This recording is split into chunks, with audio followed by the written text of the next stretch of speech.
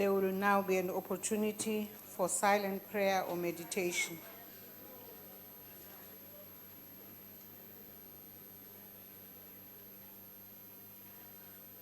Please be seated.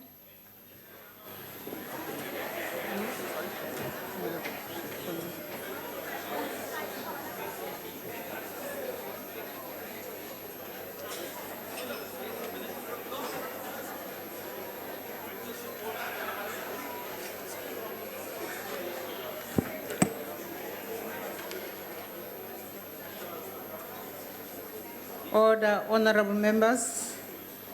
The secretary will read the order. Debate on vote number 1, the presidency appropriation bill. The Honorable, the President of the Republic.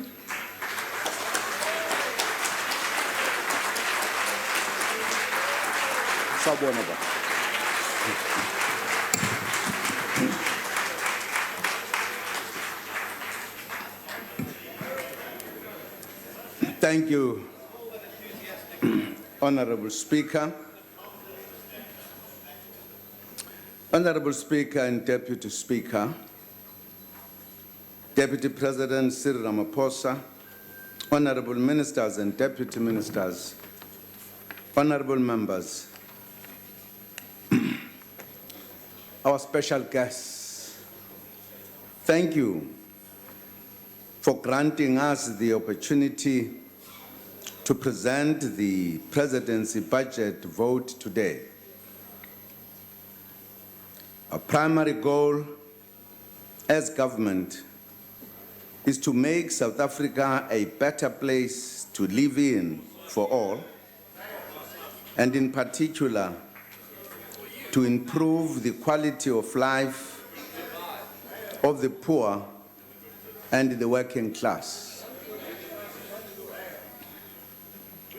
Work continues in our quest to build a South Africa without poverty, inequality, unemployment, or crime.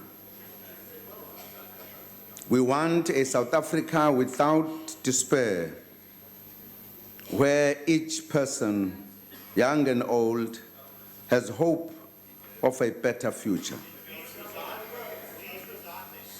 Achieving a better life for our people includes ensuring the achievement of the country's vision with regard to safety and security.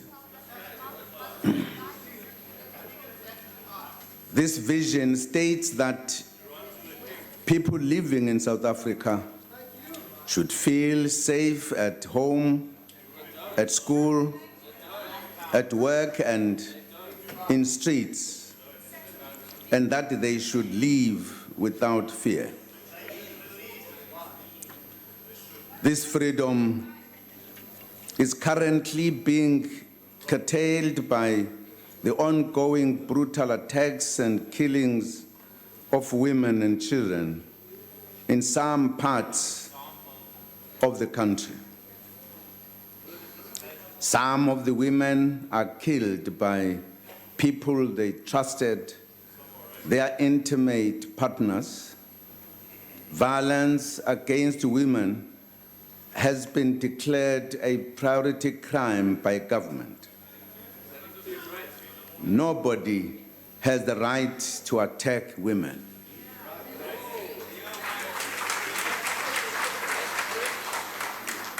We urge women to report the perpetrators to the police. We also appeal to families to provide support to the survivors. Our country also faces other serious crimes against women and girls, namely human trafficking and forced prostitution. It is despicable that there are people who turn other human beings into commodities to make money. This is a gross violation of human rights and is tantamount to modern-day slavery. We appeal to the public to inform the police if they notice suspicious activity at any house or building. Government has enacted Combating of Trafficking in Persons Act, which is aimed at effecting international agreements, which includes the Palermo Trafficking in Persons Protocol. Minister Shabangu will speak further on these matters. As we mark Child Protection Week, we also urge families to support their children when they report abuse by anyone, including family members. They should also be taught to identify abuse and inappropriate conduct by adults towards them. I visited Elsa's River here in Cape Town for the second time yesterday. I had first visited the area 2 weeks ago to meet the family of 3-year-old Courtney Peters, who was brutally killed earlier this month. The community reminded us that the solution to crime will not only come from policing. They asked for social workers to support families and basic services such as housing. Indeed, strengthening households and families, reviving the social fabric of society, and improving the living conditions are key to the protection and prevention of crime. We need to unite as communities and all sectors, from business, traditional leaders, faith-based communities, and others, to promote safer communities. United, we shall defeat this scourge. Honorable Speaker, a better life for our people means participation in economic activities that will give them dignity and freedom from want. People need jobs or entrepreneurial opportunities. The partnership between government and business remains key in the drive to reignite growth in this difficult climate. I would thus like to reiterate our commitment to the work done together with business on improving investor confidence in the country. Our economy must remain competitive, not to merely prevent ratings downgrades, but for the good of the country. We also wish to reiterate that we remain committed to the expenditure ceiling in the 2017 budget and to stabilize debt levels. We also continue efforts to making our country attractive for investments. Government launched the Investor SA One-Stop Shop initiative early this year, bringing critical services needed to establish a business under one roof, such as visas, water or electricity licenses, tax requirements, and so forth. Honorable Speaker, there are some outstanding policy issues that we are also attending to.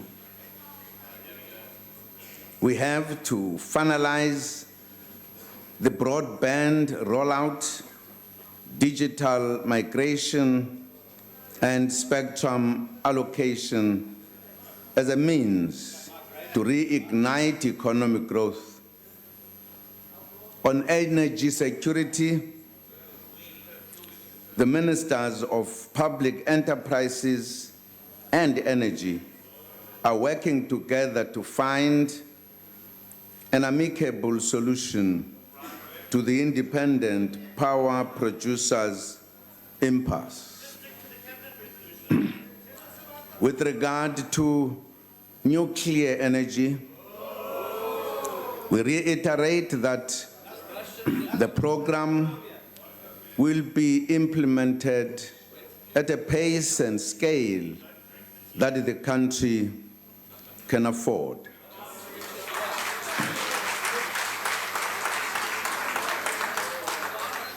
We await Parliament to conclude processing the Minerals and Petroleum Resources Development Amendment Bill and bring it back to the President. I send it back to Parliament due to some issues that I believed would not pass the constitutional muster. The mining charter will be gazetted in a few weeks' time. Through the charter, government seeks to radically transform the ownership of the South African mining assets by ensuring that black people meaningfully and effectively participate in the mining and minerals industries, while ensuring that the mining industry remains globally competitive. The mining charter includes requirements on beneficiation and procurement. There is also a community development element to ensure that mine communities and major labor-sending communities optimally benefit from mining activities taking place in their areas. The mining charter proposals will also further empower mine workers with requisite skills and enhanced job opportunities. Importantly, government continues to provide support to state-owned companies addressing governance and financial challenges. Support is being provided to the SAA, SABC, and ESCOM, and other affected entities. On social grants payments, the South African Social Security Agency, SASSA, will be submitting the quarterly reports to the Constitutional Court as per its judgment. SASSA has also begun engagements with other organs of state, including the South African Post Office, towards phasing out the services of the current service provider. The plan is to phase in the services of the new service provider by November this year. This will give the agency enough time to ensure a seamless transition when the current contract comes to an end in March 2018.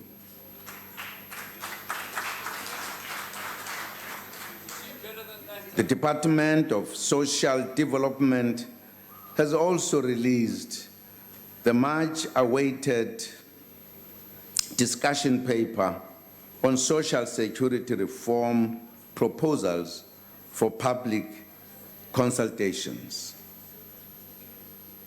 The Interministerial Committee on Comprehensive Social Security, chaired by the President, will continue to guide the processes.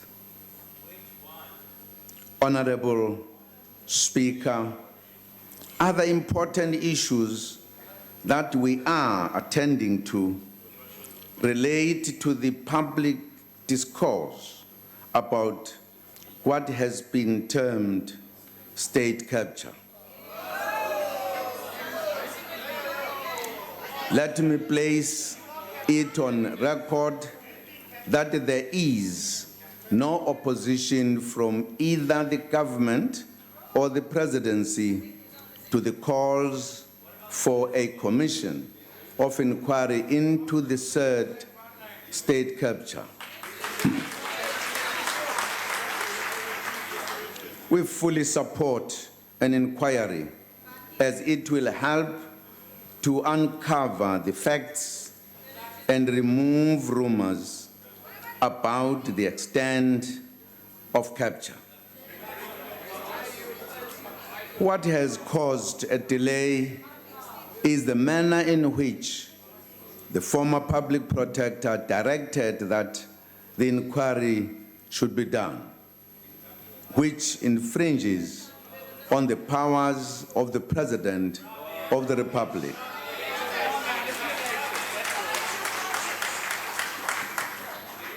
If this is left unattended, it would cause problems even for future heads of state, as it sets a wrong precedent.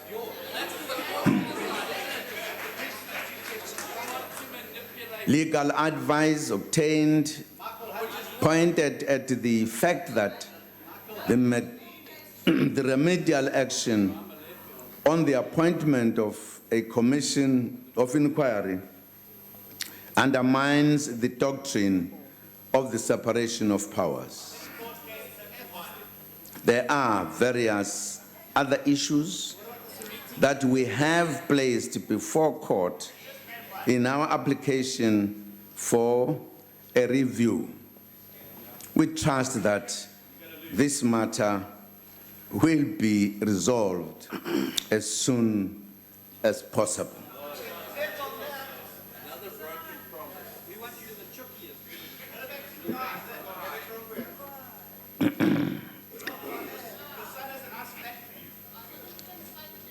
Honorable Speaker, honorable members, in the State of the Nation address, we gave prominence to the imperative of radical socio-economic transformation. Our interventions are aimed at facilitating ownership and management of enterprises and productive assets by Black people, workers, cooperatives, and other collective enterprises. Sovereign downgrade of South Africa rating to junk works makes the process of transforming the economy of South Africa difficult, yet necessary. As we seek to radically transform the economy, we need to be mindful of the structural challenges as the South African economy continues to be driven by consumption, global demand for mineral commodities, and a very narrow productive base with few large companies that control the entire value chain. Another dimension is the financialization and the deindustrialization of the economy, which calls for the deliberate intervention by government to support the productive sectors of our economy, paying particular attention to the labor-intensive sectors. Honorable Speaker, supporting SMMEs has been identified as an area with large potential for employment creation and economic growth. Government is driving a program to revitalize township and rural enterprises. Our national informal business upliftment strategy is making headway as it provides support to deserving informal businesses so that they graduate into formal small businesses. Already, the National Gazelles program, a pilot by the Department of Small Business Development, has proved the potential of small businesses. 40 small businesses elected for specialized attention in 2015 survived a negative economy and even grew their turnovers. If we have 1 million small businesses and each employs 1 or 2 people, we would have created over 1 million jobs. This is how important investment into small business development is.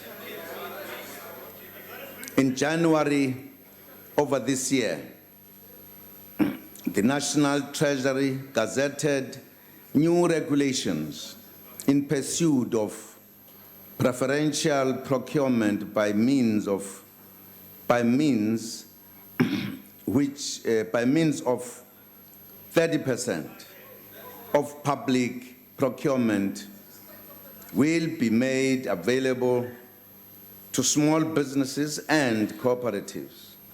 This will provide a market for the small business sector.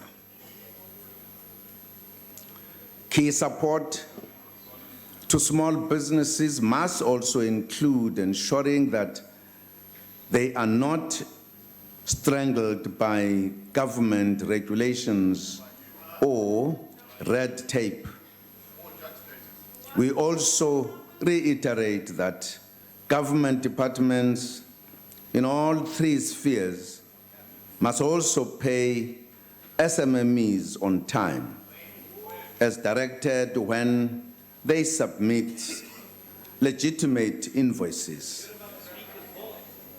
These are some of the interventions that will make transformation a reality for our people. We are pleased that the private sector supports our drive to boost SMMEs. We announced the establishment of a 1 billion rand SME fund following the meeting with the CEO initiative in October last year. We also encourage the private sector, which has a larger procurement muscle, to also embrace broad-based Black economic empowerment by actively buying from Black-owned companies and supporting SMMEs. Later this year, a rural and township economy summit will be held to, among other things, come up with critical ways to grow the indigenous entrepreneurs and ensure economic vibrancy in these areas where the majority of our people live.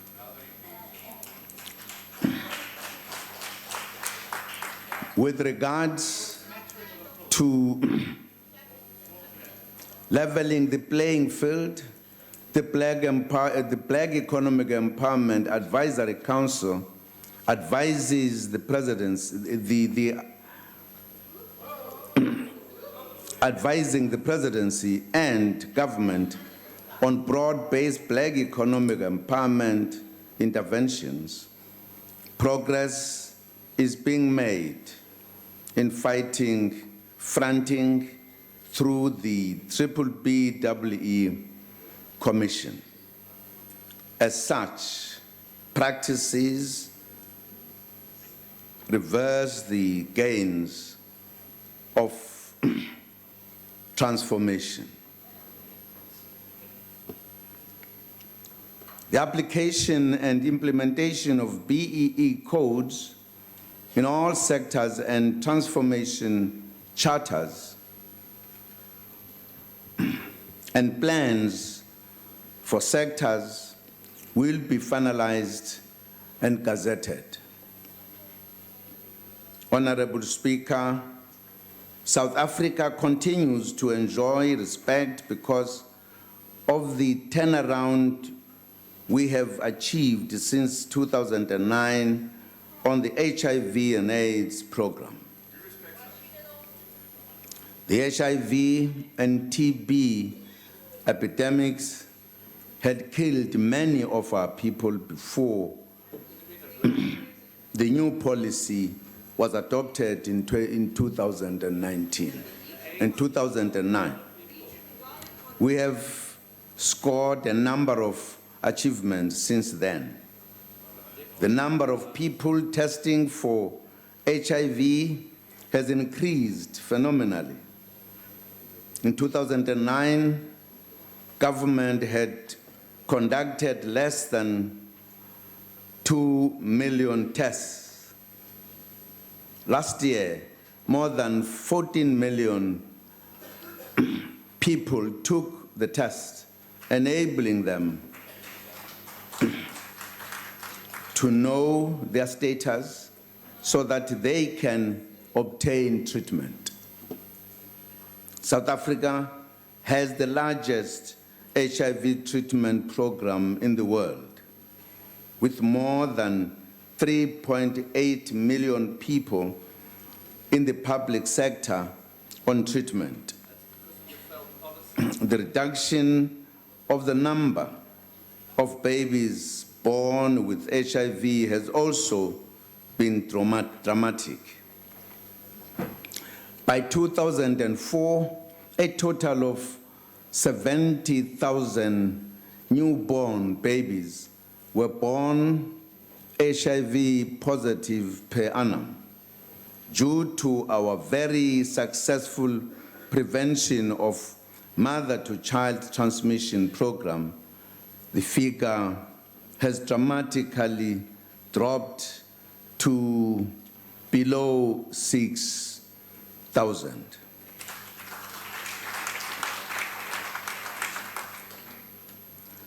This government has saved the lives of our people and has ensured a better life for those living with HIV.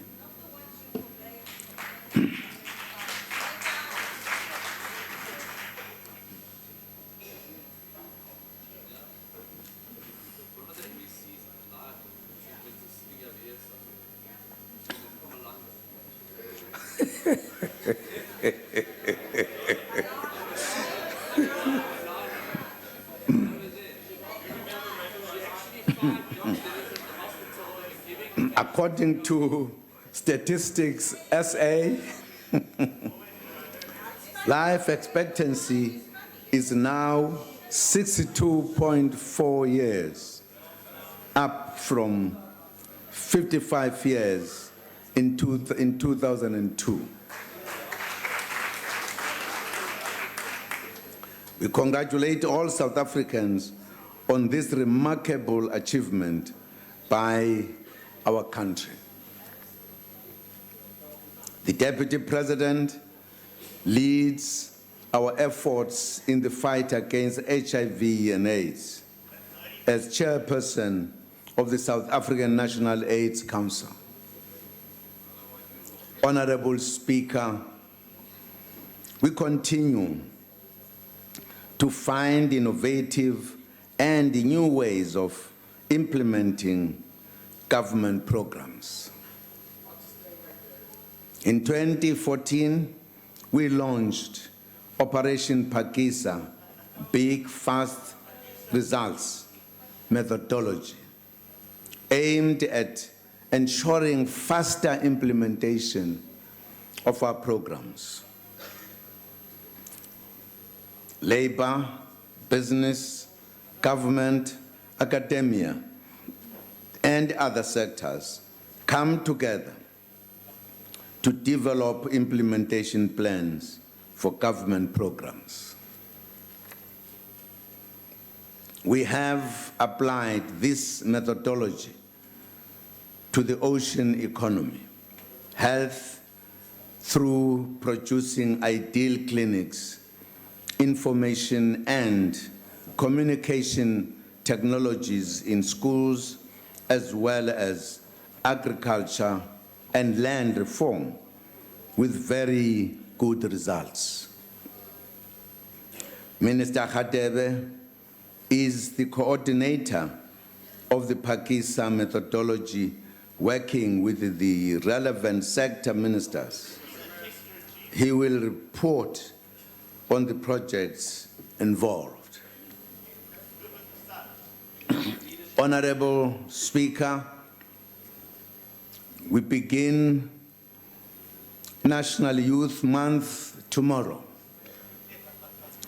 Government is doing a lot of work already in supporting youth development.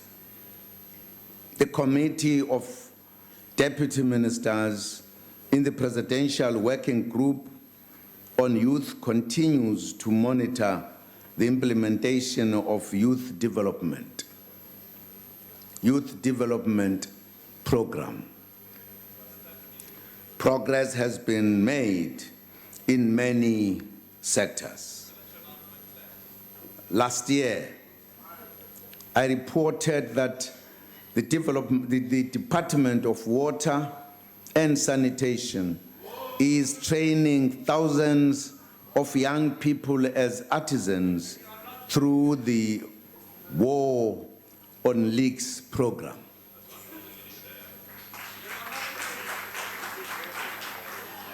More than 10,000 young people have been recruited thus far and are being trained as water agents, electricians, plumbers, machinists, and in other fields. These are young people who were unemployed and with no money for further education. I am encouraged that 55% of these trainees are females and 6% are people with disabilities. This is indeed a government at work, empowering our youth.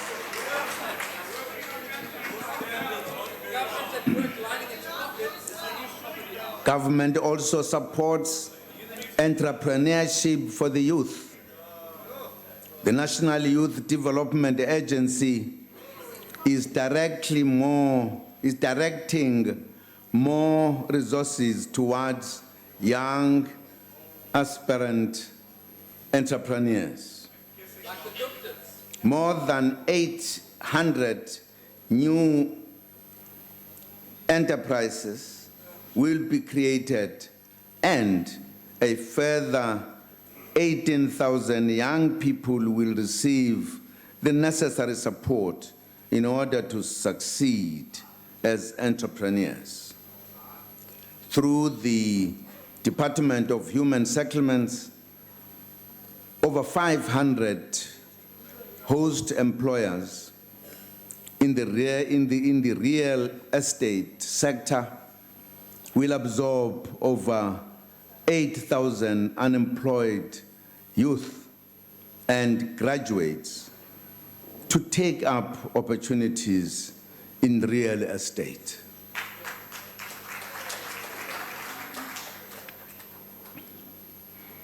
Through the Department of Health and civil society organizations, the Dreams campaign will help grow girls and young women that are determined, resilient, empowered, AIDS-free, mentored, and safe. Our National Rural Youth Service Corps NARISEC program is the biggest youth development program of government, run by the Department of Rural Development and Land Affairs. To date, the program has recruited about 19,000 young people. The program targets rural unemployed young people between the ages of 18 and 25 who are in possession of a grade 12 qualification. A number of young people on leaving the NARISEC program start their own businesses. Some find employment while others study further. Honorable Speaker, government spends the highest share of its budget on young people through education and skills development. Government is doing as much as possible to support children of the poor and the working class to obtain higher education.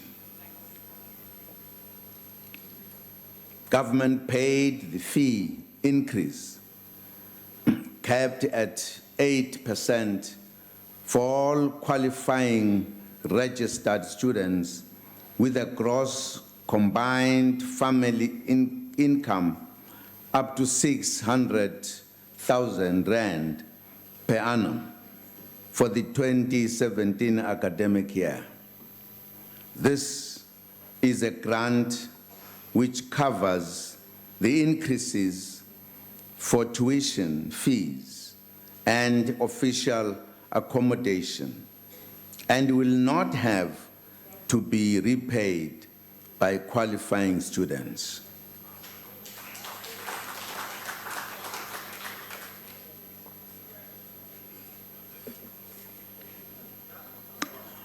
Government also made arrangements through the National Student Financial Aid Scheme, NSFAS, to pay the registration fees for all NSFAS-funded students as an upfront payment to universities and TVET colleges in January each year. Therefore, NSFAS qualifying students did not pay any registration or upfront fees in 2017.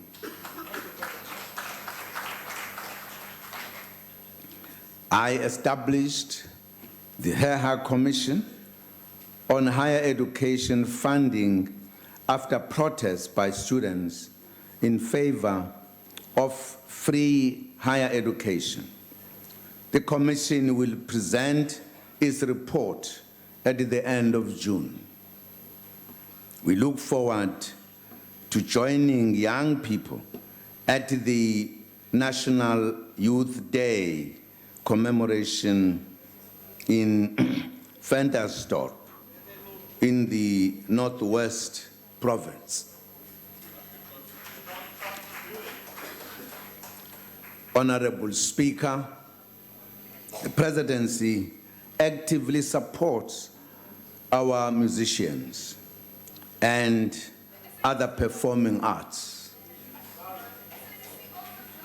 The presidential task team on creative industries, chaired by the Deputy Minister in the presidency, has been hard at work to find solutions for some of the long-standing challenges that the creative sectors face.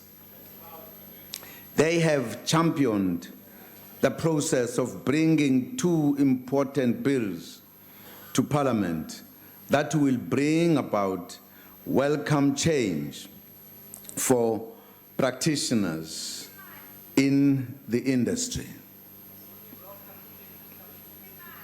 The Intellectual Property Bill and the Performers Protection Amendment Bill are now before Parliament, and the public hearings on these bills have begun. Lack of ownership of intellectual property affects many writers, producers, performers, and content creators.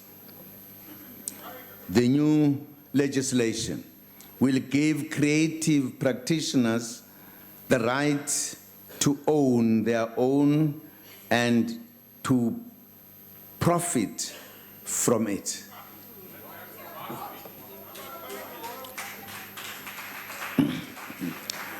The task team of deputy ministers is also working closely with the agencies of the Department of Arts and Culture and the Department of Trade and Industry to create better systems for the funding of film and theater productions in the country.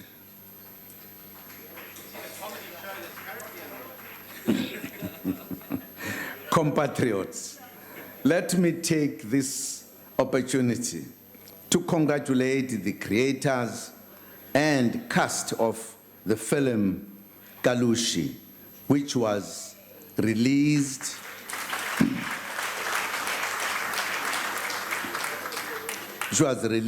in South African cinemas in the month of March.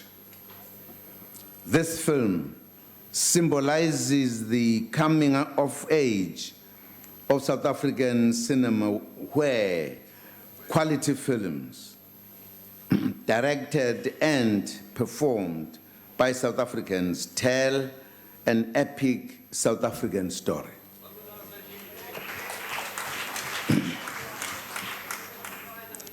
Honorable members, one of the key features of our democracy is cooperative governance. The embodiment of cooperative governance at the national level is the President's Coordinating Council, in which the President meets with the premiers and the South African Local Government Association. The PCC worked on a lot of projects last year, including monitoring the implementation of the Back to Basics program, on the revitalization of municipalities, the management of migration and service delivery interventions through the presidential hotline. The Presidential Infrastructure Coordinating Commission also brings together the leadership of the three spheres of government to discuss the seamless delivery of infrastructure programs across the country. Several projects are being rolled out, including the building of dams, schools, roads, hospitals, training colleges, and the 3 universities. We launched the Trans-Africa locomotive in April and the People's Train in Tshwane earlier this month. The People's Train boasts both comfort and safety for rail passengers. The infrastructure program improves the quality of life and contributes to economic growth and job creation. The presidency also interacts with constitutional bodies such as the National House of Traditional Leaders and Chapter 9 institutions to discuss matters affecting their portfolios and to provide support. We also work with various stakeholders through presidential working groups in which we meet business, youth formations, women's groups, religious leaders, black professionals, and non-governmental organizations. The National Orders Advisory Council plays a critical role of assisting us to identify distinguished men and women who receive the highest honors from their country, the National Orders. We take the country's human development needs forward through the Human Resource Development Council, which is chaired by the Deputy President. We wish to acknowledge and thank all these sectors, councils, and the working groups. We appreciate their ongoing support. Compatriots, we celebrated Africa Day on the 25th of May, marking the 54th anniversary of the OAU-AU. In marking Africa Month, we also celebrated the legacy of President O.R. Tambo, the country's foremost diplomat who opened the continent and the world to South Africa through his tireless work to bring about freedom.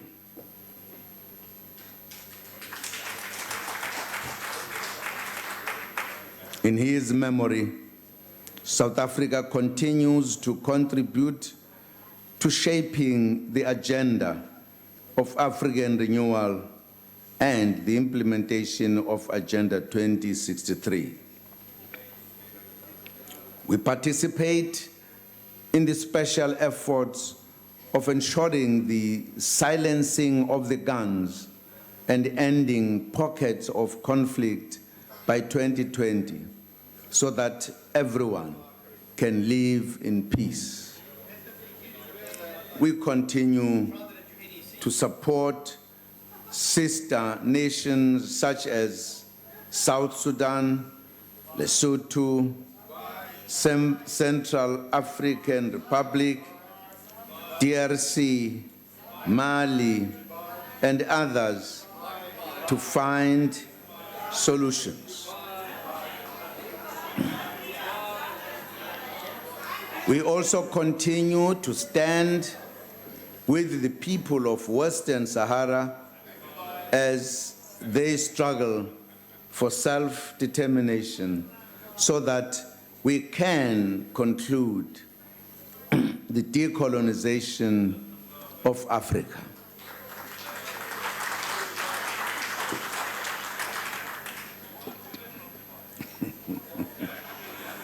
We support the quest for regional integration through building the necessary infrastructure to connect capitals, harmonize trade regimes, and grow the means of production.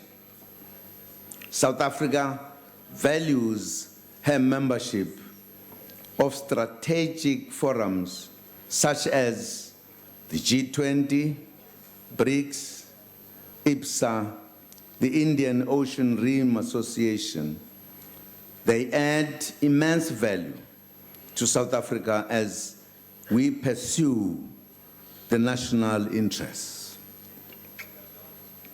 South Africa will assume the chair of SADC in August and that of the Indian Ocean Rim Association later in the year.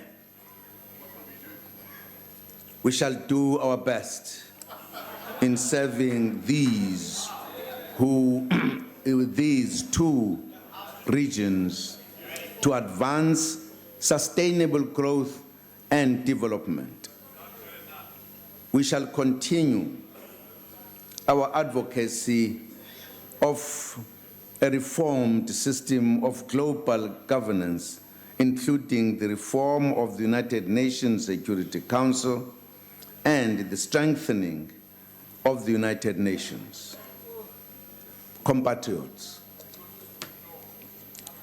one of the highest of Africa Month, the highlights of Africa Month has been the appointment of Dr. Tedros Ghebreyesus as the new Director General of the World Health Organization, the first African to hold this position.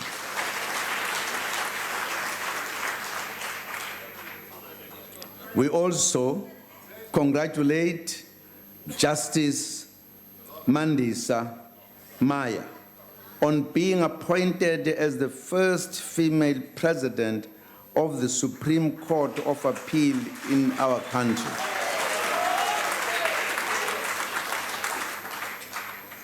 We wish them all of the best in their new responsibilities. Honorable Speaker, allow me to remind smokers that today is the World No Tobacco Day.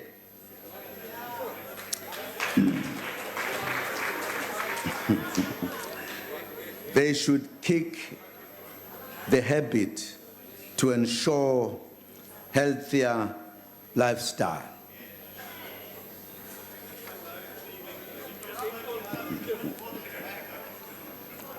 Madam Speaker, let me take this opportunity to thank the Deputy President,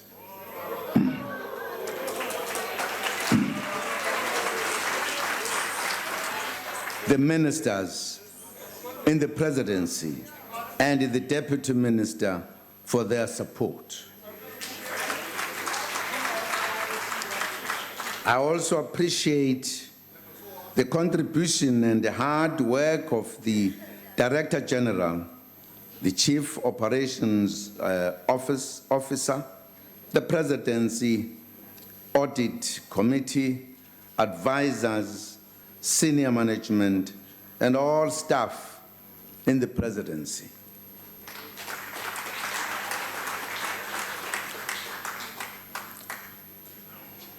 Honorable Speaker, it is my privilege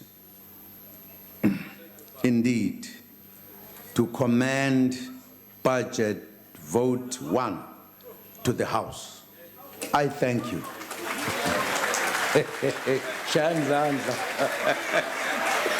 Thank you.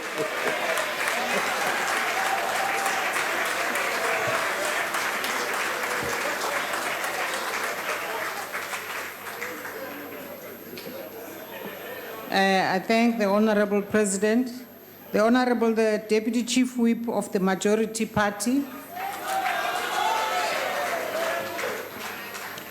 Thank you, Honorable Speaker, Honorable Deputy Speaker, His Excellencies, the President and Deputy President, Honorable Ministers, Deputy Ministers, Honorable Members, our guests in the gallery, I greet you all. To begin with, let me acknowledge the 20th anniversary of our Constitution, which we achieved this year. Our democracy would be devoid of this character and substance without the profound doctrines of human dignity and equality enshrined in our Constitution.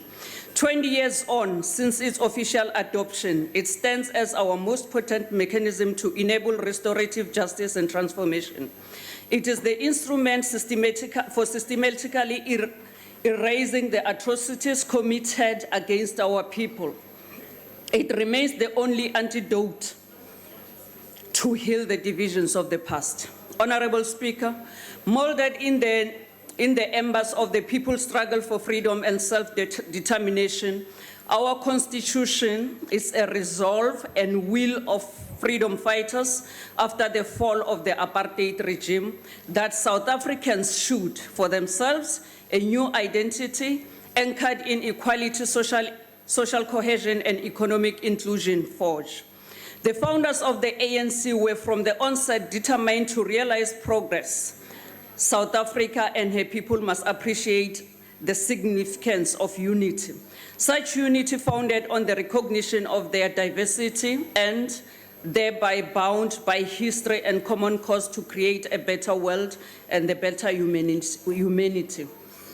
As the South African laureate, also president of the ANC, Chief Albert Litulu, observed, and I quote, "Here in South Africa, with all our diversities of color and race, we will show the world a new pattern of democracy. What is important is that we can build a homogeneous South Africa on the basis not of color, but of human values." Close quote. Inspired by such wisdom, the authors of the Constitution inscribed in the preamble, "We, the people of South Africa, recognize the injustices of our past, honor those who suffered for justice and freedom in our land, respect those who have worked to build and develop our country, and believe that South Africa belongs to all who live in it, united in our diversity." Close quote. The preamble recognizes that the united but diverse people of this land emerge from a dehumanizing historical past that requires redress. Given the historical context of race, class, gender contradictions, the ANC understood that our constitution should be an important instrument to restore the dignity of the black majority. In this regard, placing a premium on nation building and the need to engender social cohesion. Nation building anchored on reconciliation among the people, the transformation of government institutions, and the introduction of new legislation to usher in a new and democratic dispensation. Commemorative events will continue to play a critical role in the process of nation building and social cohesion. A government's calendar aligned to those commemorative activities helps to ensure public participation.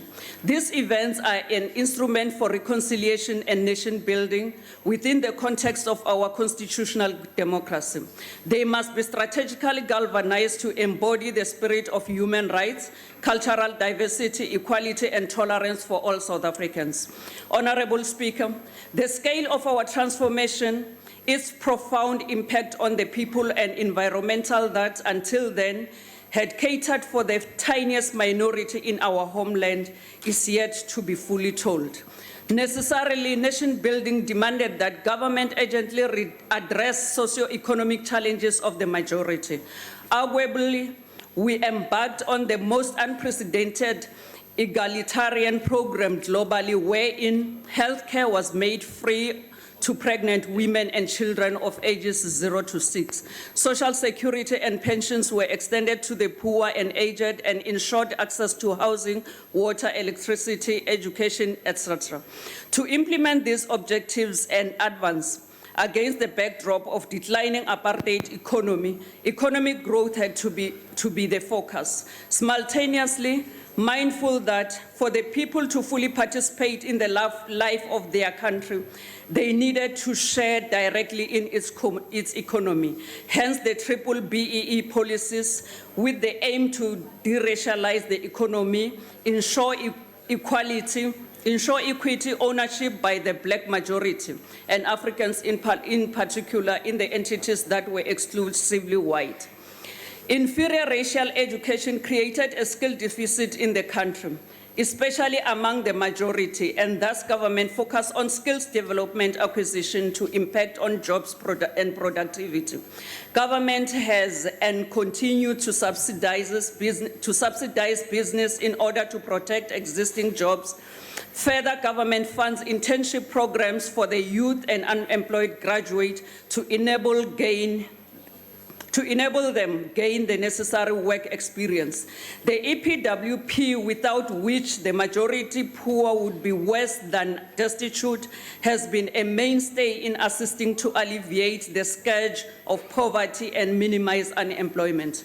Today, we can attest to the strides in science and technology with the SKA project, among others, the establishment of new universities of medicine and technology, respectively, the reopening of training colleges for teachers and nurses, advances in rural development and land reform, the expanding social wage and social security network, infrastructure rollout, and investment in manufacturing, small and medium enterprises as other catalyst sectors. In addition, progress is registered through the 9-point plan and the oceans economy as means to ensure greater economic growth and development. However, despite all this intervention, economic growth has been sluggish since the global financial crisis. As a result, progress in fundamentally changing the lives of the most poor and working people has been slow. This necessitated the ANC's 53rd National Conference in Mangaung to resolve on the second phase of radical economic transformation, urging the state to take a fundamental approach in its interventions in the economy as means to advance the national democratic revolution. As the conference declaration states, and I quote, responding to these challenges, we are boldly entering the second phase of the transition from apartheid colonialism to a national democratic consolidation, critical both to improve the quality of life of all South Africans and to promote nation building and social cohesion. In this sense, Mangaung reiterated the conclusions of Morogoro's strategy and tactics when it said, and I quote, In the last resort, it is only the success of the national democratic revolution which, by destroying the existing social and economic relationships, will bring with it a correction of the historical injustices perpetrated against the indigenous majority and thus lay the basis for a new and deeper internationalist approach, close quote. Honorable Speaker, we continue to grapple with the task of building a new social order. Colonialism coupled with the racial domination, exploitation, and patriarchy bore violent scars into our human makeup. Our nation's psyche, jaded and marred from torture, maiming, and murder, repeats these acts of terror on the unsuspecting, powerless, and vulnerable in society. In recent weeks, we have seen an upsurge in the rape, death, and disappearances of women and children across our towns and cities. Femicide has gripped many a family and home. LGBTI people have been attacked, brutalized, and murdered. Social media abounds with stories of strange men in unknown cars who hijacked women on their normal daily walkabout. Women, young and old, and children must live in a free, peaceful, and safe environment. LGBTI persons have the freedom to associate, express themselves, and live in accordance with their wishes without fear. These wanton acts of murder and mayhem continue unabated despite government campaigns such as those of 16 days of activism against women and children abuse. These violence acts are an indication that we are far from becoming that cohesive society we want to be. In this regard, it is critical to support and enhance the work underway in government. We need to forge strong and lasting cooperation between state organs and the people. This requires the re-establishment of networks and relations through meaningful partnerships with communities. This is a painstaking, gradual process whose outcomes can only be visible over a period of time. In partnership with the communities, government can provide material resource support to the programs and campaigns undertaken by communities. Overtures must be made to interfaith organizations to play a greater role in raising consciousness and changing individual and societal attitudes. We commend the recent weekend meeting of the National Executive Committee of the African National Congress for having deliberated on this matter and for reaffirming the human freedoms of women and children. The statement of the NEC recognizes that, and I quote, "As a country, we must consistently affirm the freedom of girls, children, and women. We will have been successful in our quest to build a truly non-sexist society and dealt with the brutal effects of patriarchy when in South Africa, a young woman in the middle of the night can walk alone without fear of assault, attack, or rape going back home from wherever she comes from. While there is no single magic bullet that will do away with violence against women and children overnight, condemnation of such behavior by society alone will not resolve this problem. The ANC therefore calls to action all its structures and society at large to become actively engaged in campaigns that involve communities in the prevention of femicide, rape, and child molestation. ANC branches must actively lead a campaign to encourage the defense of the most vulnerable people in our society. We must also teach ourselves to drop the language of weakness, vulnerability, protection, and women and children, as these erode women's citizenship. We must affirm their inalienable right to justice, safety, and freedom and equality, close quote. We encourage other parties in their official structures and in different formations where they hold sway to amplify the message and join in efforts to turn this situation around. After all, as members of parliament, we have sworn an oath to the Constitution, which enjoins to protect and defend human freedoms too. Honorable Speaker, Underlining the concept of social cohesion is the motivation to ensure a society that is inclusive, where individuals and groups belong together and share common values. Central to this endeavor is the attempt to develop an understanding of what holds societies or groups together and how that happens or is done. Among the values and principles inherent in our Constitution is this upholding and reaffirmation of the people's collective sentiments and views, so that the electorate can, from time to time, accord those who lead it with a fresh mandate to govern. In between the elections are the imbizos, in order to interact with the people and assess the effectiveness of government. In this moral remaking of our society, it is demanded that we make use of all the instruments provided for in the Constitution. It will come as no surprise to us that in the context of the debate of the presidency's budget vote, some in the opposition would seek to turn this into a matter of the person holding the office and not the work of the office as an institution. The mandate of the legislature is to oversee the work of the executive. We often lose sight of this responsibility when, as parties, we dwell on settling scores and political vendettas with old political enemies. In the process, we fail to scrutinize the efficacy of policies and programmatic systems government has put in place.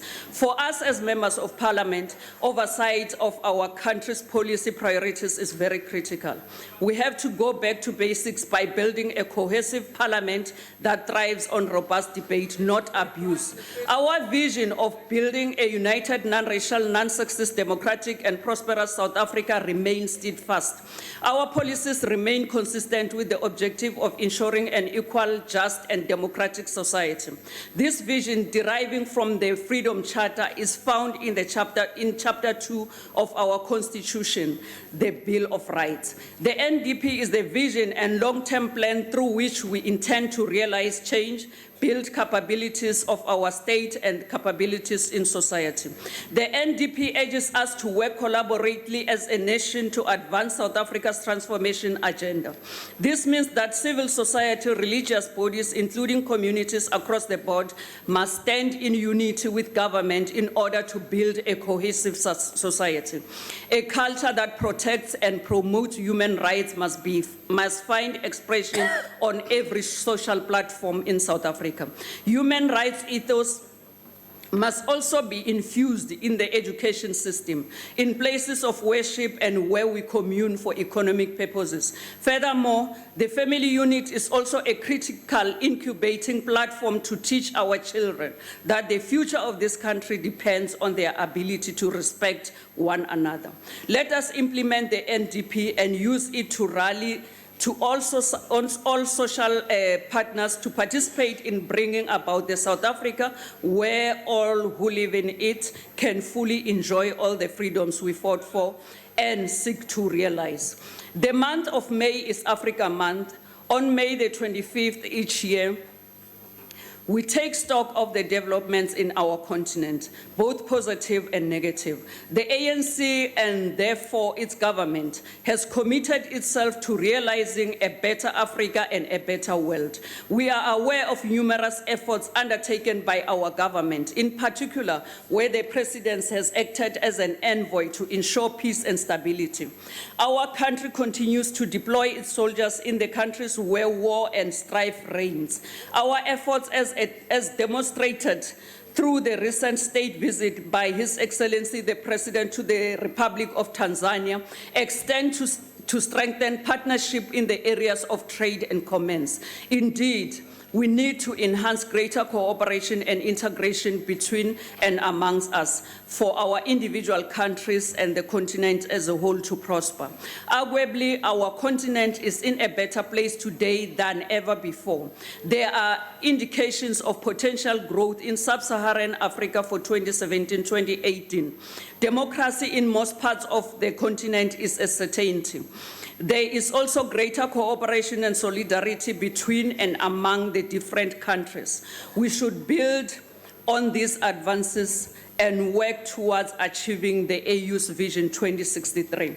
There are, however, some members of this House who need to be reminded of the sovereignty of other nations, a value inherent in our Constitution, drawn from the Freedom Charter's clause, and I quote, "There shall be peace and friendship." In that clause, close quote, in that clause, the Charter declares that, open quote, "people of the protectorates shall determine their own future," close quote.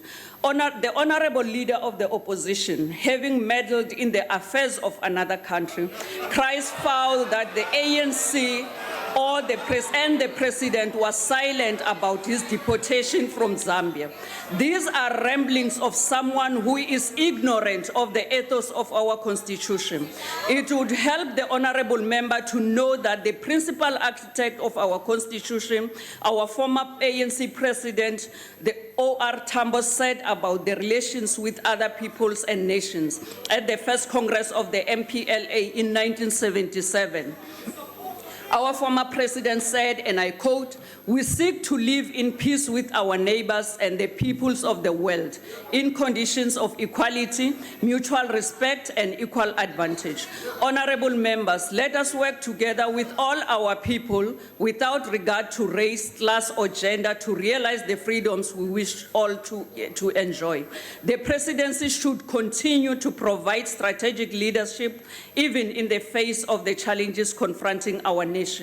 Brick by brick, the walls of humanity, equality, and socio-economic inclusion will be rebuilt. The ANC moves for the support of vote 1, the presidency. I thank you.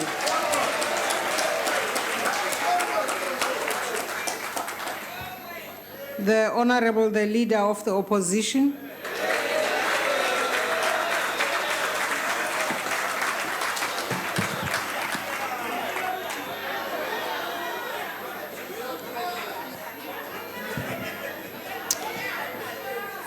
Madam Speaker, honorable members, fellow South Africans, Bagaetsu, Dumelang. Like many South Africans, I grew up believing in the ANC as the party of liberation. It was the party of my parents, the party that turned this country around and set our course for a future that was infinitely better than our painful past. Back then, the ANC made life better for millions of South Africans. It brought clean water, electricity, street lights, and waste collections to places that had none. It built RDP houses all over the country.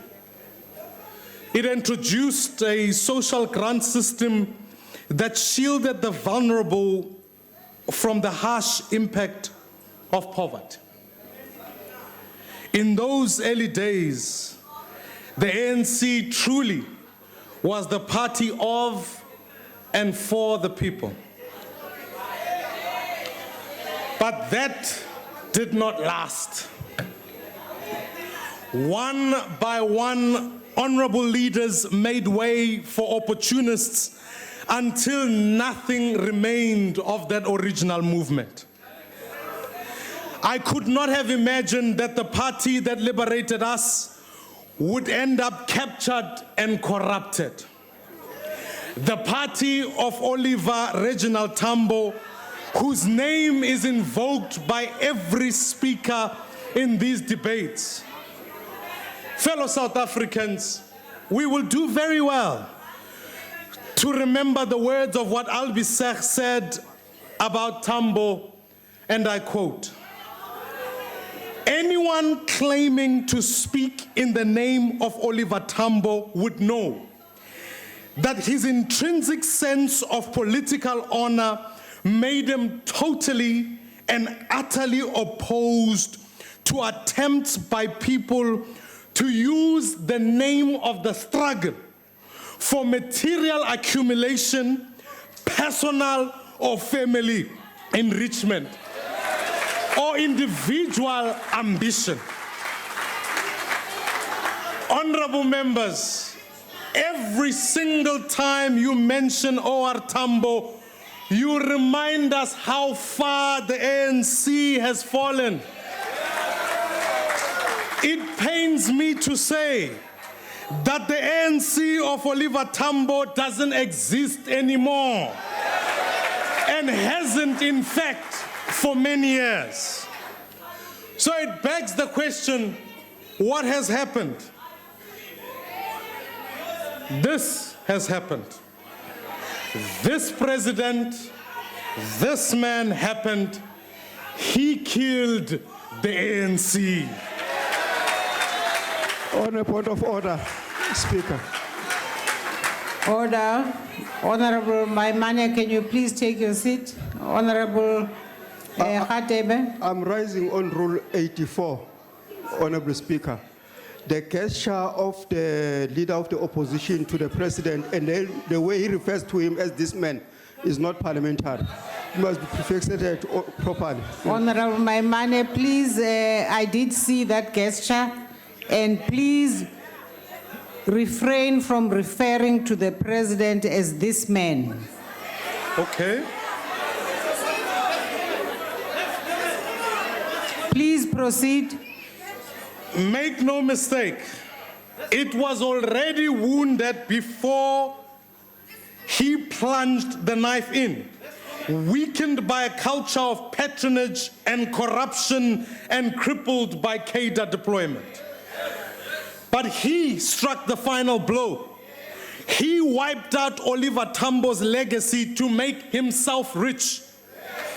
First, he killed the ANC, and now he is killing our country. Honorable Speaker, today we vote on the budget of the presidency. But we cannot stand here and pretend that we are voting on a budget that will serve the people of this country. Ga se madi a batho ba mo Afrika Borwa, ke madi a ga lelapa la kwa Gupta. We cannot ignore the fact that the President of the Republic has allegedly made a crooked deal with a crooked family, and now they own him. We cannot ignore the fact that the President appoints cabinet ministers. On a point of order. There's a point of order. Honorable Maimane, please take your seat. Yes, Honorable Khatebe. I'm rising on Rule 85. The member must come with a substantive motion if he's going to deal with this thing. He cannot just hold on the straws to come and put Indeed, Honorable Maimane, Speaker. if you are going to make accusations, please bring them in the form of a substantive motion. Yes, Honorable Madam Speaker, Steenhuisen. may I draw your attention to Rule 63 of the National Assembly rules. Members of this House have freedom of speech. You spoke yesterday about the importance of a robust parliament. How on earth are we supposed to have a robust parliament if people can't even make political points in this House? The Honourable Maimane used the words allegedly, and now these are the same allegations that appear on the front pages of every members not to be interrupted into making a point of order. Please leave the Honorable Steenhuisen. Please leave him to finish his point of order. These allegations on the front pages of the newspapers of South Africa on a daily basis, how can that be permissible that in a house where freedom of speech is supposed to be protected and enshrined, it's not possible to speak about these things? Well, Honorable Steenhuisen, the rules of this House must prevail. If we have a rule that says when you accuse an honorable member of this House, you must do it through a substantive motion, then that's what you have to do. Please proceed, Honorable Maimane. These are facts made in the Public Protector's report, which the President is opposing in court. He hasn't successfully found a conviction, therefore those Public Protector remedial actions stand. We can't simply come here and stand and pretend. On a point of order. Honorable Khatebe, what is the point of order? The very same report the honorable member is referring to is in the court now for review. So he cannot come and use that here. Thank you. Honorable Khatebe, I'm not sure that's a point of order. It's not. Please proceed, Honorable Maimane.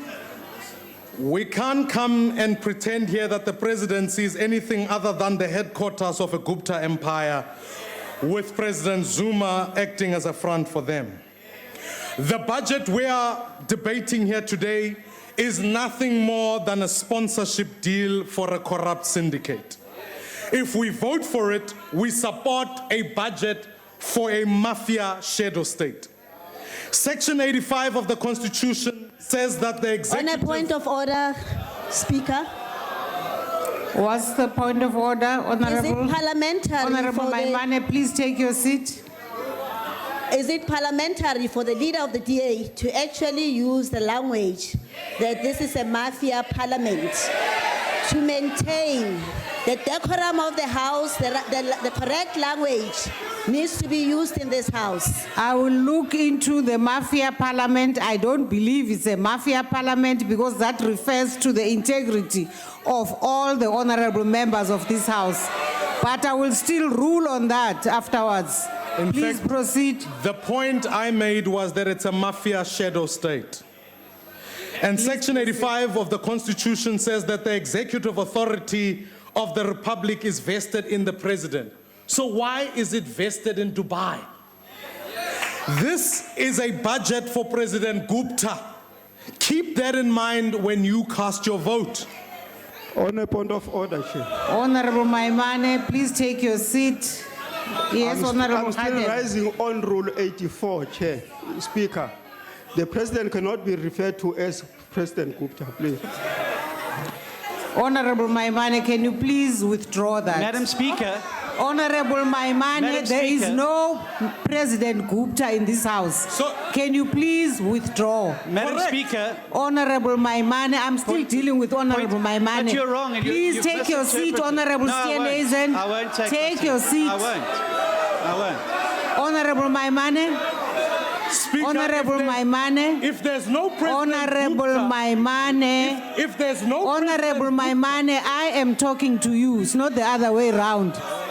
Honorable Maimane, withdraw President Gupta. I can't. If there's no President Gupta, Honorable why is it- Maimane, please withdraw the words President Gupta. Why? On what group? Because there is no President Gupta in this So House. why is anyone offended? Honorable Maimane, please withdraw President Gupta. Madam Speaker, Honorable Steenhuisen, please don't interrupt. I'm busy with Honorable but you Maimane. interrupt me all the time. Honorable you interrupt me Maimane. all the time. So don't pretend you're the saint and this you're not. Honorable Steenhuisen, please take your seat. I'm allowed to defend my member at the podium. Honorable I Steenhuisen, won't. take your seat. I won't.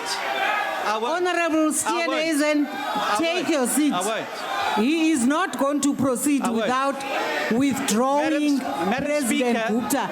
You must withdraw President Gupta, He didn't Honorable refer to the Maimane. president as President Gupta. He was referring to Atul and AJ Gupta as President Gupta. It wasn't a Honorable reference to the president. Maimane, please withdraw President.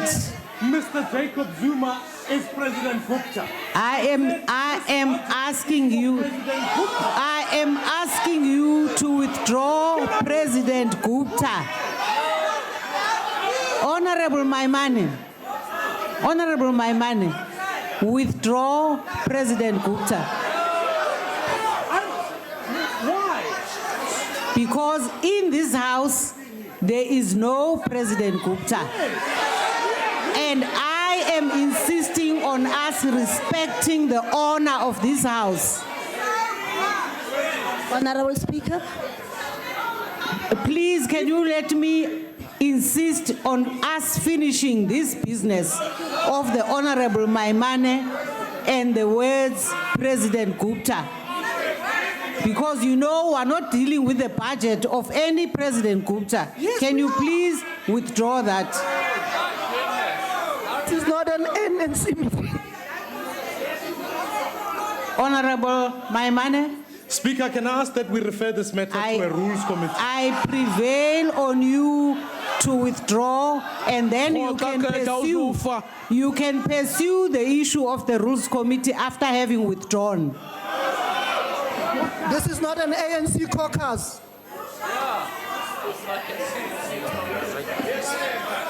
I never said it's President Zuma who's President Gupta.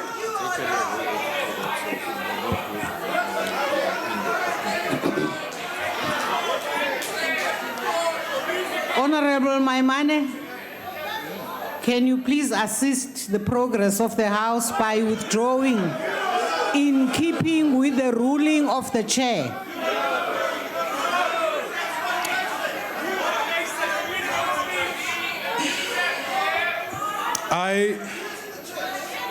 I withdraw, and yet clearly, if the shoe fits, wear it.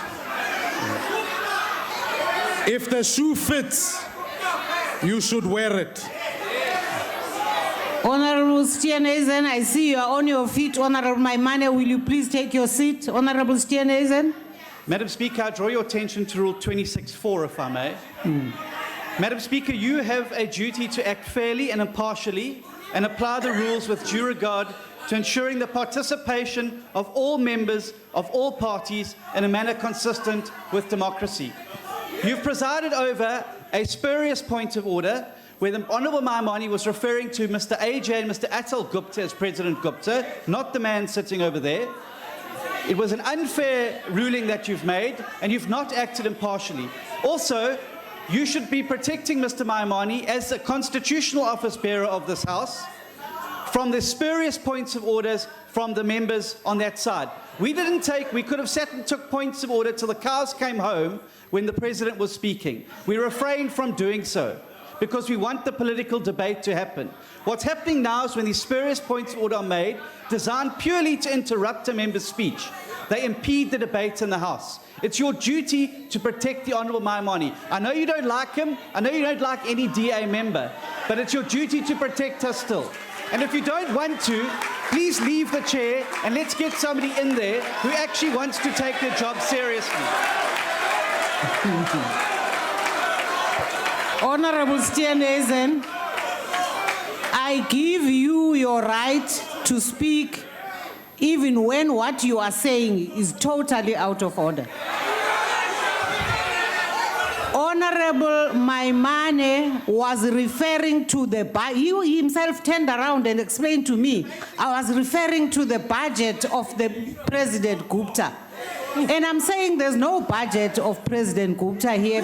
Can he please please proceed, Honorable Maimane, with your speech. Madam Chair, on a point of order. Madam Chair, on a point of order. What's the point of order, Honorable Member? That racist white boy there is referring to the President as that man, Who is this that man? He must refer to the President in a respectful manner. Honorable Steenhuisen, what is the point you are standing on?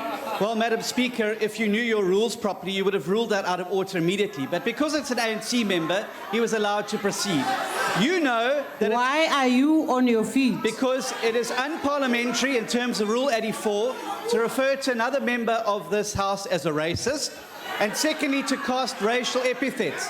This is the same Mr. Dick who was actually calling people rented darkies this week, and called the Honourable Van Damme a straatmate, and he's been allowed to get away with it. If only you could sometimes give a space for the chair to deal with issues of the House. Gotta be Please take your seat. You gotta be kidding me. Take your seat. What's the name? Honorable Dirks, can you please withdraw the racist term because it is unparliamentary to use that term against a member of the House? Honourable Speaker, I withdraw the racist term, but he must withdraw calling the President that man. He must withdraw. Please, let's allow Honorable Maimane to proceed now. Speaker, I rise on a point of order. Yeah. Honorable Waters. May I address you? Sure. Speaker, the Honourable Dix also said that the Honourable Steenhuisen was a white boy. So first of all, casting racial aspersions on a person. And boy also has a certain connotation, as you would know. So he's got to withdraw the white and the boy unconditionally as well. Thank you. Can you please withdraw white boy? He is an honorable member, Madam Speaker, even when he doesn't say honorable things, Ma- but you refer to him as an honorable member. This is not ANC chairperson. Honorable Derst, can you please withdraw white boy? Madam Speaker, I withdraw that. I don't know it is not a boy, so I'm withdrawing. Thank you very much. Thank you. Honorable Steenhuisen. Madam Speaker, I drew your attention to Rule 84. You've accused me of saying dishonorable things. I'm an honorable member of this House, and I think it's unacceptable for you as the Speaker of the House to accuse another member of saying dishonorable things, and I would ask you to withdraw it. I said, All members are I said even when, Exactly. even when. Honorable Maimane, Madam I Speaker, now please will you withdraw come that I back. said dishonorable things in this no, House? Honorable Steenhuisen, you are Well, then not I going would to say that dictate. you are a dishonorable You speaker. will not dictate to the Well, chair. you are a dishonorable speaker. On a point of order. You are a Honorable- disgusting On a point of leader. order. And you should be thrown out of the House by the white shirts. Honorable point of order. Steenhuisen.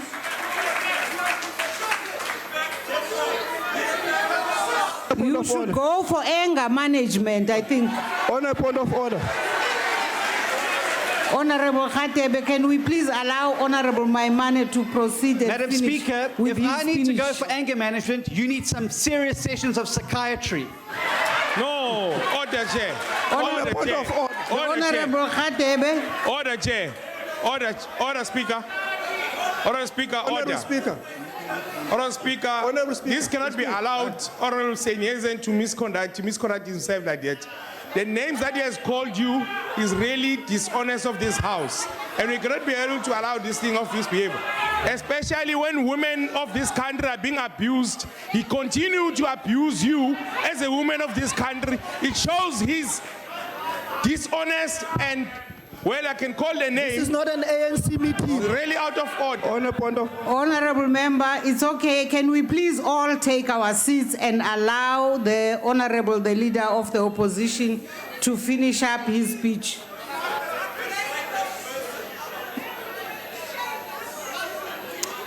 For a party that stands for non-racialism, this is a brand new law. It indicates very clearly that we come here and we say some things, but inherently we want to divide this nation on the basis of the color of the people of this country. Let South Africans always be aware. Fellow South Africans, our nation is facing a crisis. 9 million people wake up every day not knowing where they're going to find work. We have a junk status economy and investors are leaving our country all the time. Our education system in this country is considered amongst the very worst in the world. Our children disappear every day. Women are being raped and murdered every single day. But sadly, these are the things we ought to be focusing on and talking about. But instead we come here to come and raise spurious points of order and a president who comes to ask for a budget simply so that he can sustain his own personal project at the expense of the people of this country. Fellow South Africans, I am sick to death of reading every weekend emails about how our state has been sold off to someone else. I would rather be reading about the vision of our country.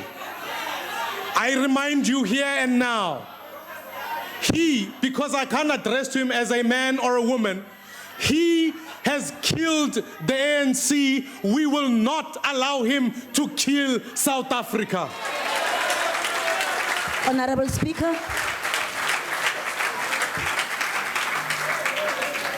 Yes, Honorable Member. Is the Leader of the DA ready to take a question? Are you ready to take a question, Honorable Maimane? No, he's not prepared to. I want to ask the question as to whether he's a pessimist. No, allow him to please proceed with his speech. It begs the question, what did you, the ANC, do about it? Because it was well within your power to stop him. If you had the will and the conviction to do the right thing, to do your sworn duty to your country, you could have stopped him. If you could see beyond the factional battles and loyalties, the perks of privileges, the Gupta party line, you would have stopped him. But you weren't prepared to do that, were you? Because if you were, you would have done so a long time ago. You had plenty of opportunities, fellow members. On 6 occasions in the past 7 years, you could have supported a motion of no confidence in President Zuma, but you didn't. You could have recalled him when the Constitutional Court found that he'd violated the Constitution, but you didn't. You could have removed him from the office when the state of capture report implicated him in corruption on a grand scale, but you didn't. You could have removed him over this weekend when there were thousands of emails that came out linking him to a corrupt Gupta regime, but you didn't. When many of you sat here and were being recalled and reshuffled and moved, you could have removed him, but you didn't. So, se se mpontshang se ke gore bo botlhe le tshwana le ene. Niafana, it's one and the same thing. You've rallied behind him every single time. It's President Zuma first, South Africa last. It's the Guptas first, South Africa last. It's the ANC first, South Africa last. In fact, it's corruption first, South Africa last. Honorable members, many of you who sit in these benches had the courage to remove the apartheid government. I'm amazed that you lack the courage today to remove one individual.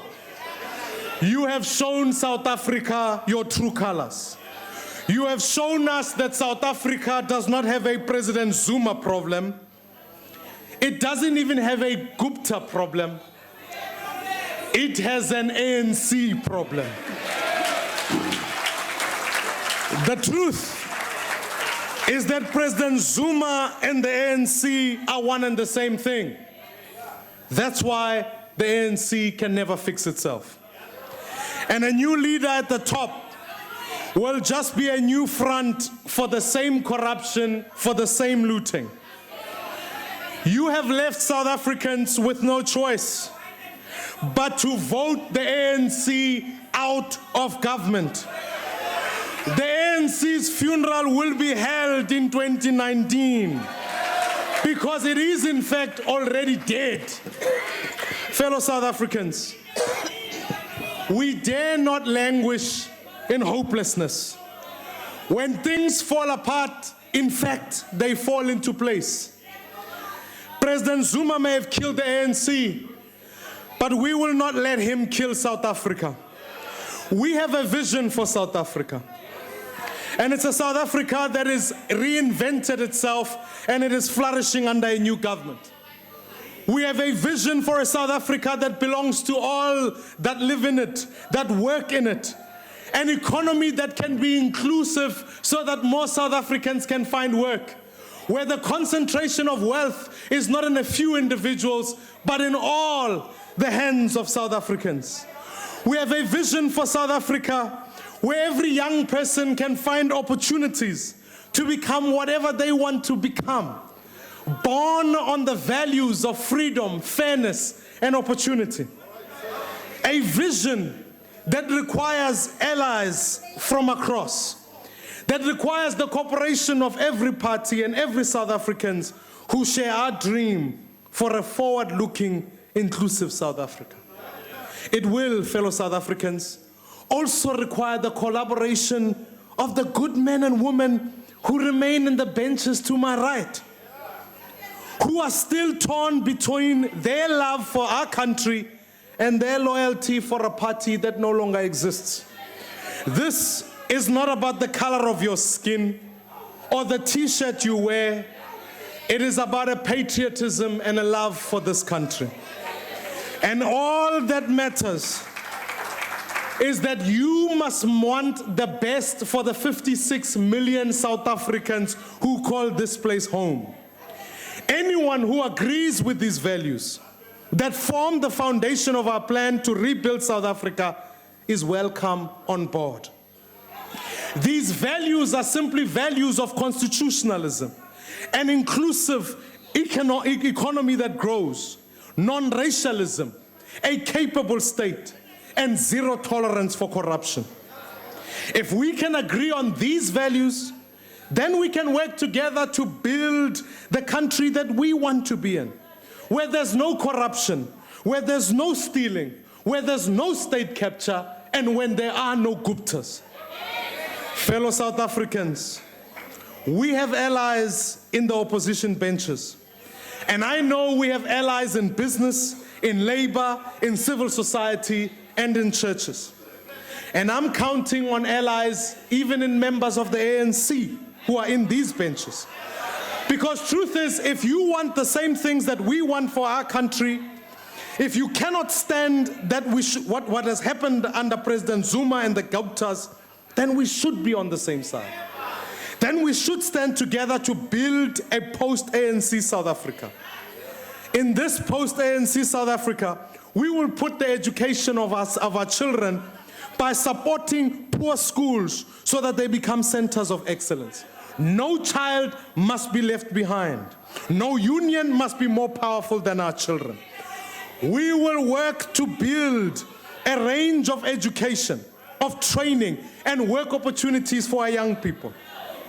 In this post-ANC South Africa, we will recognize the important role that investors and entrepreneurs play in creating jobs and fighting poverty.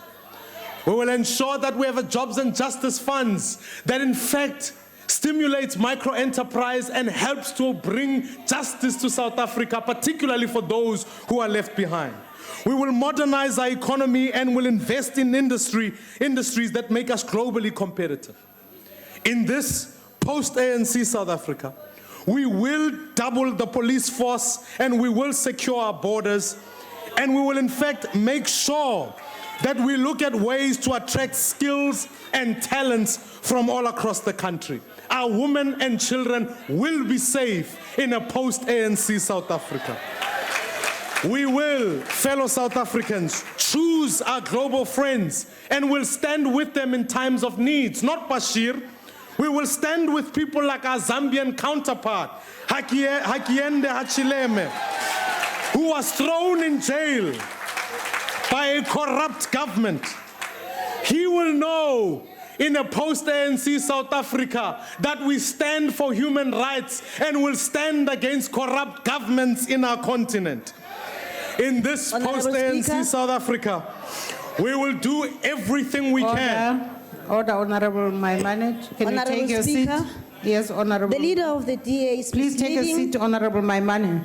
The leader of the DA is misleading Parliament and the public, pretending as if there's no governance now, as if there will only be governance when the DA comes into so-called power. That's not in a point of 2019, order, which Honorable is just an member. illusion. It's not a point of order, it's a point of view and a point of debate. Please proceed, Honorable Maimane. Fellow South Africans, don't lose hope. They are screaming because they are nervous about post-2019.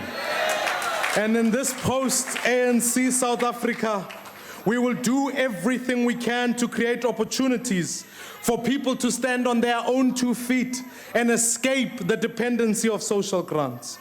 But for those who need them, we will double the grant income in South Africa. In this post-ANC South Africa, we will elect a president who will use the presidency budget to serve the people, not to fight endless legal battles so he can stay out of jail. Fellow South Africans, this is our plan to bring our country back on track. And already parts of it are underway. Our new coalition governments in Johannesburg, Tshwane, and Nelson Mandela Bay are already making inroads into reversing the damage left behind in those cities. In these metros, We've tarred new roads, launched new Metro Police, a narcotics unit, a K-9 unit, handed over thousands of title deeds, launched new housing projects, and in fact, here in the city of Cape Town, we've allowed for unemployed South Africans to travel on our bus system so they can find work. Coalition governments are never easy, but we will work to make sure they prosper. It will require a big shift in the way we think, and it will require many of you to accept that the ANC you once knew no longer exists. Jacob Zuma killed South Africa, killed the ANC. We won't let him kill Order, Chair. Yes, honorable member. The leader of the opposition just referred to the president in his first name terms, and then it is unparliamentary. I will rephrase. Mr. Jacob Zuma killed the ANC. We will not let him kill South Africa. I thank you. The honorable, the minister in the presidency.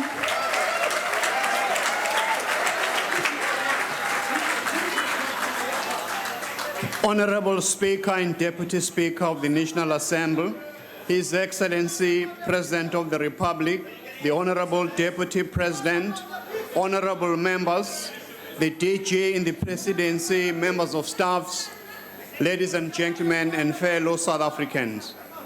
This year, our country, Africa, and indeed the world celebrate the birth of President Oliver Tambo. Our president, in his State of the Nation address, dedicated to 2017 as the year in honor of this visionary and revolutionary leader of South African people. To honor this icon of our liberation struggle, we owe it to our people to work together to achieve the vision of our Constitution to transform our country into a more equitable, integrated, and just society. Oliver Tambo dedicated his life to the liberation of the black majority from apartheid colonialism, inspired by the values of democracy, non-racialism, and equality.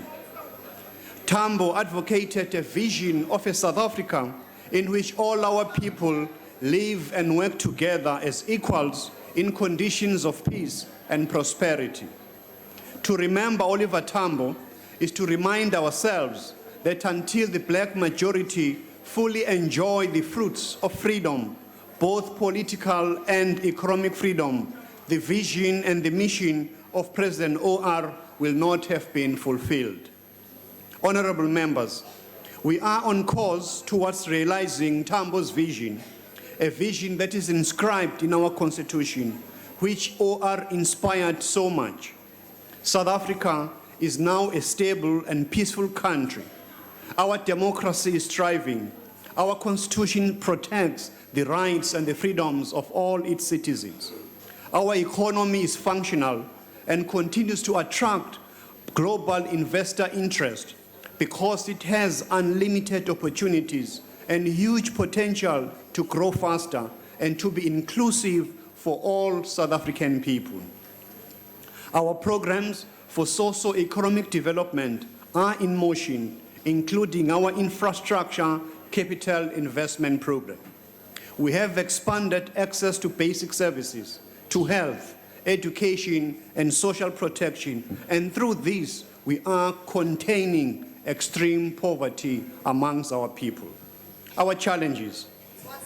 The progressive changes that we are working to bring about are long-term, and despite all these achievements, we are confronted with many challenges and our progress is uneven. The humility and honesty to acknowledge our shortcomings is a key trademark of leadership Oliver Tambo gave us throughout the challenging years he was at the helm of our liberation movement, and also as we embark on reconstruction and nation building in South Africa. This is also the injunction of his fellow African revolutionary, Amilcar Cabral, who said, "Tell no lies and claim no easy victories." In this year's State of the Nation address in February, the President said, 22 years into our freedom and democracy, the majority of black people are still economically disempowered. They are dissatisfied with the economic gains from liberation.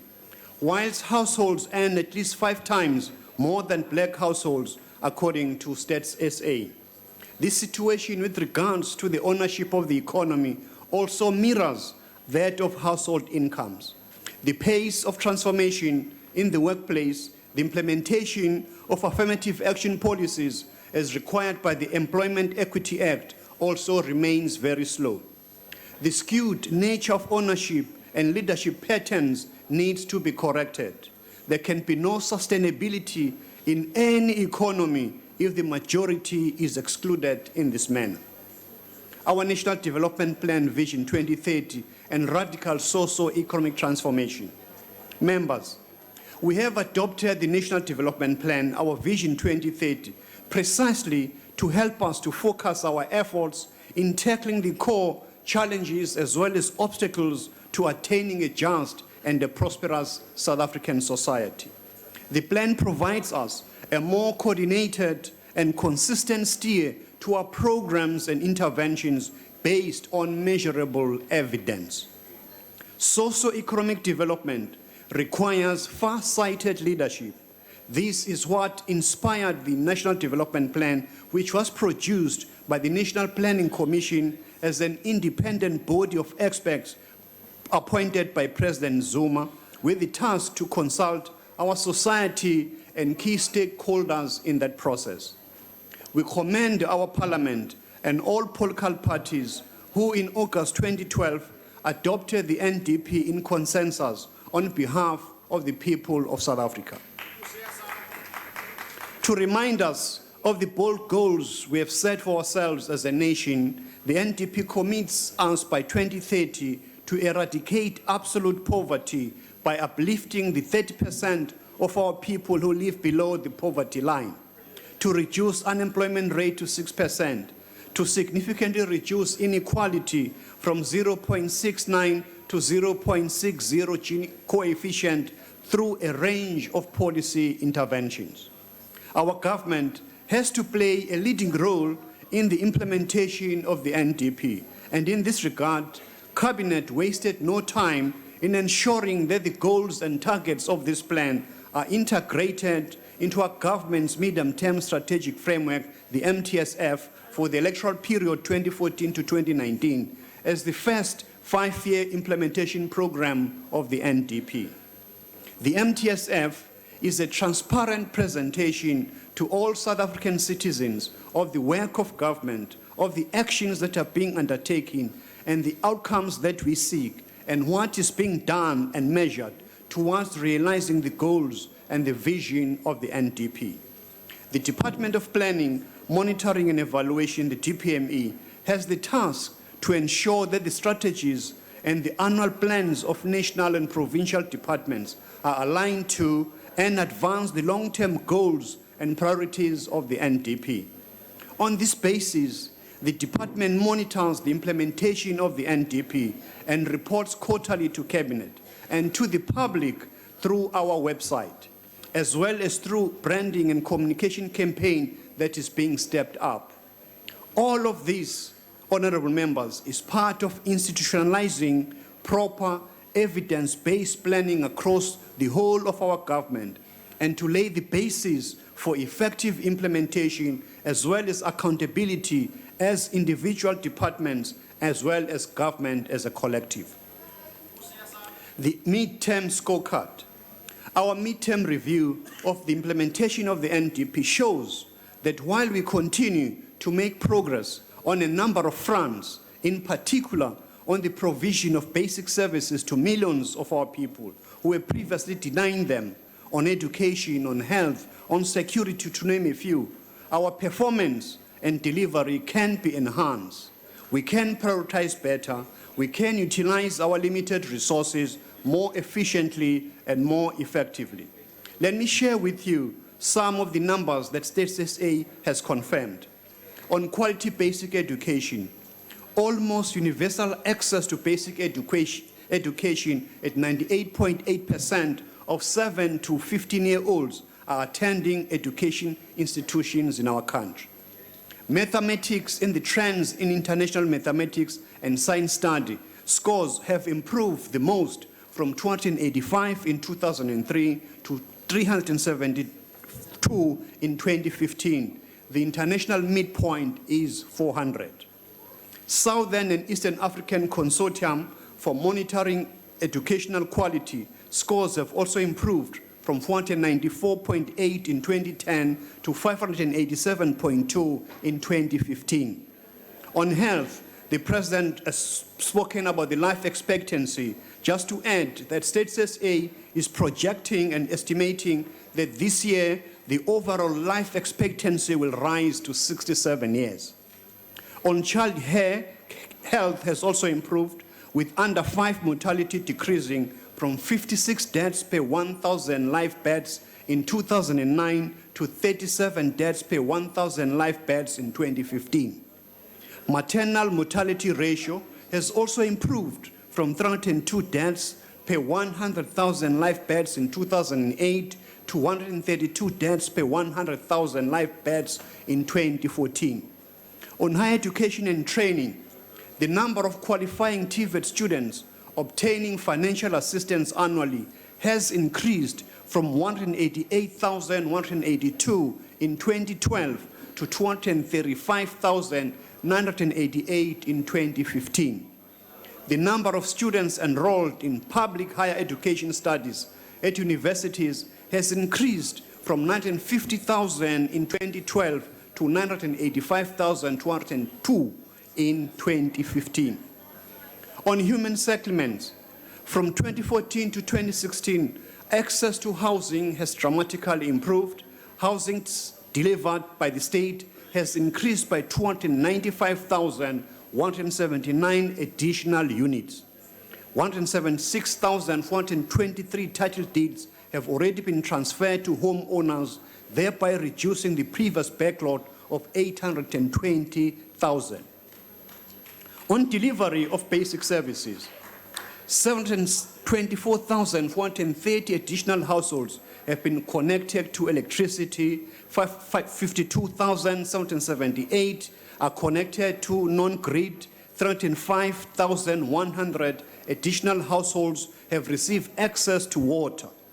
On social protection, more than 16 million beneficiaries have access to social grants, which is 91% of eligible beneficiaries. Honorable members, on the economy, indeed, our greatest challenge is in the performance of the economy, which continues to be stuck in low growth and which remains largely untransformed, this in the face of growing unemployment, particularly among the youth, and in the face of continuing black economic disempowerment.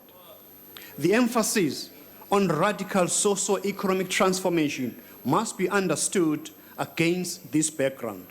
Radical socio-economic transformation must be reflected in the intent, in the content, in faster pace of implementation of all government policies and programs guided by the National Development Plan. As the President said in this year's State of the Nation address, this requires all of us as government to exploit to the maximum the strategic levers at the disposal of the state.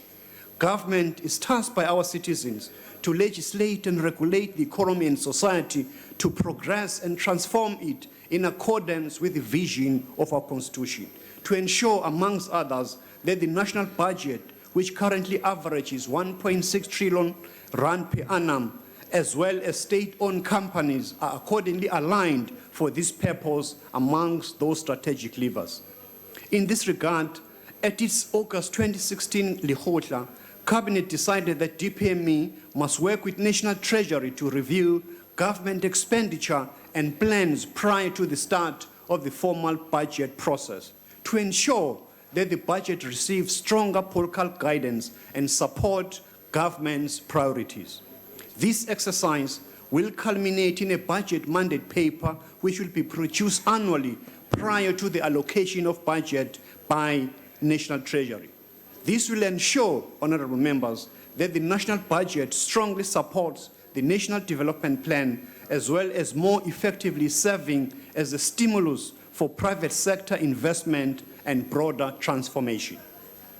Honorable members, it is also crucial that we continue to pay attention to enhancing the capacity of our developmental state to implement the NDP and advance radical socio-economic transformation.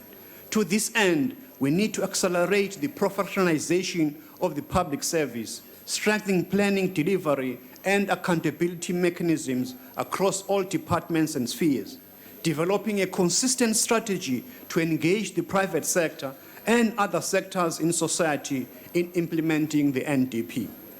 On Operation Phakisa, as the President has indicated, since the launch of Phakisa in 2014, there is good progress that has happened.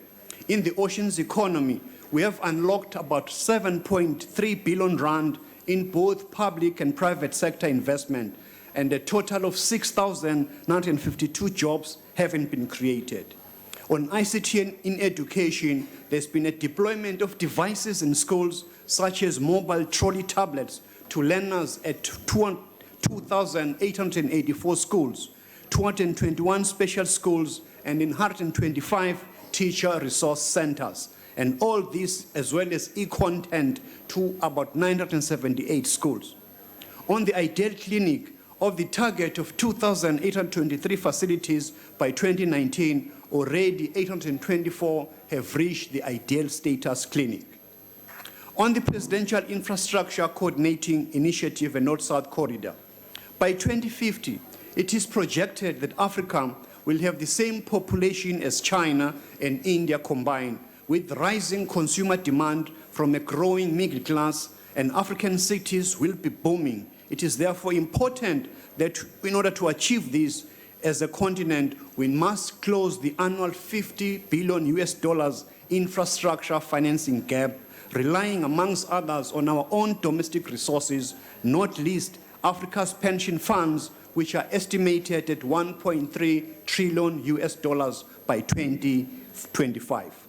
Honorable members, to advance radical socio-economic transformation, we must rededicate ourselves to the NDP and to accelerating its implementation, paying due attention to the role of the private sector, organized labor, and other sectors of South African society.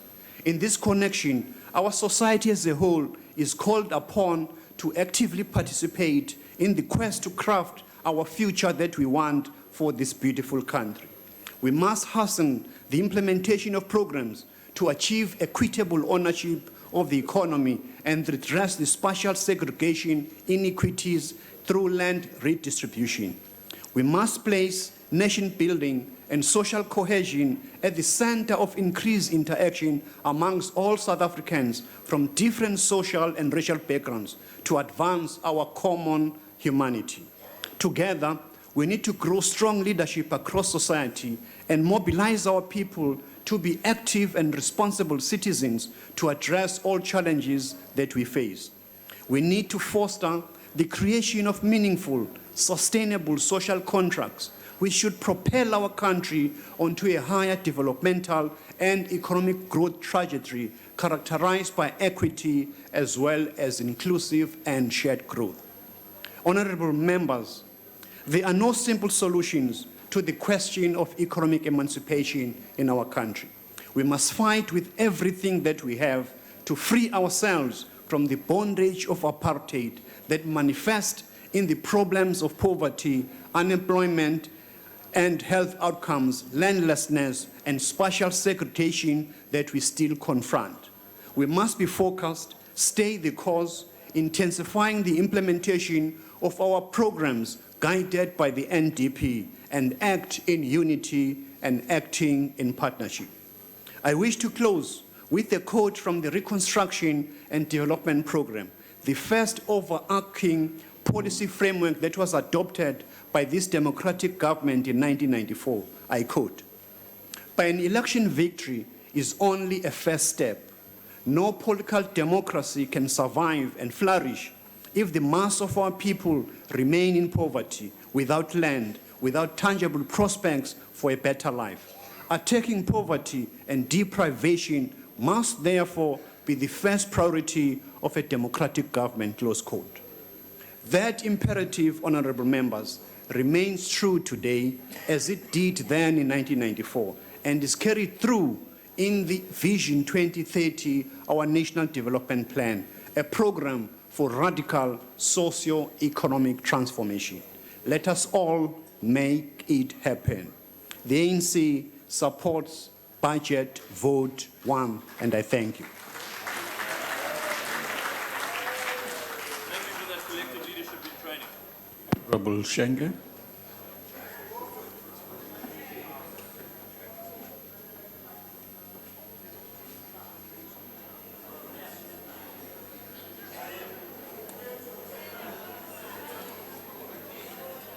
Honorable Deputy Speaker, sir, Your Excellency, our President, Your Excellency, Deputy President, Honorable Ministers, Honorable Deputy Ministers, Honorable Members, there is a fatal flaw in the budget of the Presidency. The purpose of this budget is to facilitate the enhanced integrity of the state. But it will be used to support a president whose actions have consistently undermined that integrity. We cannot afford the bureaucratic philosophy that the wheels must be kept turning no matter how broken the car. We need to stop the car. I will not speak today on current issues, Deputy Speaker, vis-à-vis the President, such as the credit rating downgrades, the midnight cabinet reshuffle, or alleged plans to relocate the first family to Dubai. Instead, I will speak about the work of the Presidency, for it is floundering under our President's leadership. The most important thing, honorable members, and the most important prominent failing is its handling of the National Development Plan. I've repeatedly said that if the National Development Plan was implemented, it would be a great legacy for the President. But it is not being implemented. Indeed, even our Deputy Chief Whip testified that we must do so now after extolling the National Development Revolution before that. The NDP was meant to reduce unemployment. Instead, unemployment has risen 26%. It was meant to grow the GDP by 5.4% annually, but so far growth has averaged 1.5%. It was meant to reduce poverty, but more than half of our population now struggles with food insecurity. It was also meant to reduce inequality, but South Africa now boasts the highest inequality in the world.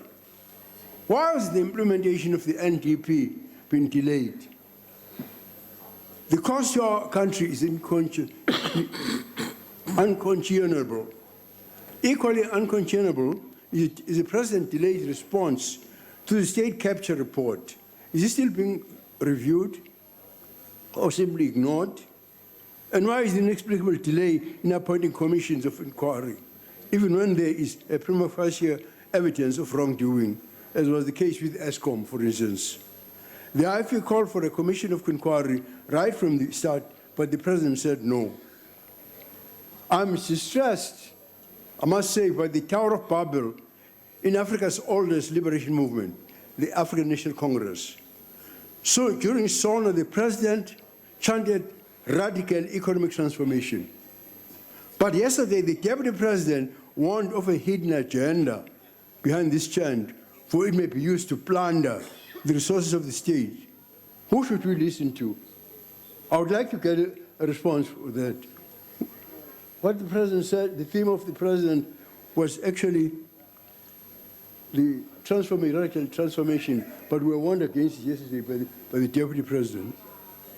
Whenever we debate this budget, the IFU will ask, why is there no oversight committee? We have not had the benefit of interrogating the accounting officer, like in all departments, as we do with all the budgets. Why not? With a President so adept at avoiding accountability, surely oversight is a basic necessity. The IFA cannot support the budget or any future budget until Parliament is able to properly interrogate the details before we come to this House. Mr. President, let me hold you accountable. On Monday, you told traditional leaders that in November 2000, Cabinet rejected a recommendation to amend the Constitution to protect the role, powers, and functions of traditional leaders. But I sat in the cabinet at that time, and that so-called recommendation was never tabled before cabinet, because it was, in fact, a firm commitment which was made by an ad hoc committee appointed by the cabinet. You chaired that committee, Mr. President, and you never honored that commitment. You'll be remembered for that. Those are the simple facts of the matter. I know you wish I should stop speaking. I remember how, after decades of my working with Ms. Oliver Tambo, Mrs. John Kandi Meng suddenly said in the ANC Mission in Exile, Gaja is the snake that poisons South Africa. That needs to be hit on the head. Is that what happened last week in Ngutu? The ANC's top leadership descended on Ngutu, and as a backup plan, 10 buses were hired in Durban for extra mischief. I have the invoice. I know it happened, and it is the usual bag of tricks. The only reason I have survived, Your Excellency, the only reason why I survived all that is because I'm a protege of Dr. Pixigai Sagaseme, the founder of this movement, of Inkosi Albert Lutuli. I was mentored by giants of this movement, such as Bishop Alpheus Zulu, Canon James Kalata, Walter Sisulu, Z.K. Matthews, and other stalwarts of the ANC. So, sir, as long as I breathe, I will not keep silent. I'm sorry that I cannot say everything that is in my chest in 5 minutes. Thank you.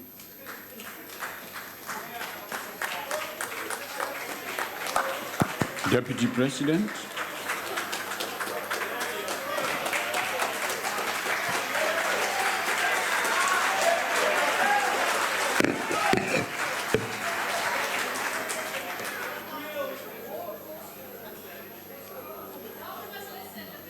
Deputy Speaker, President Jacob Zuma,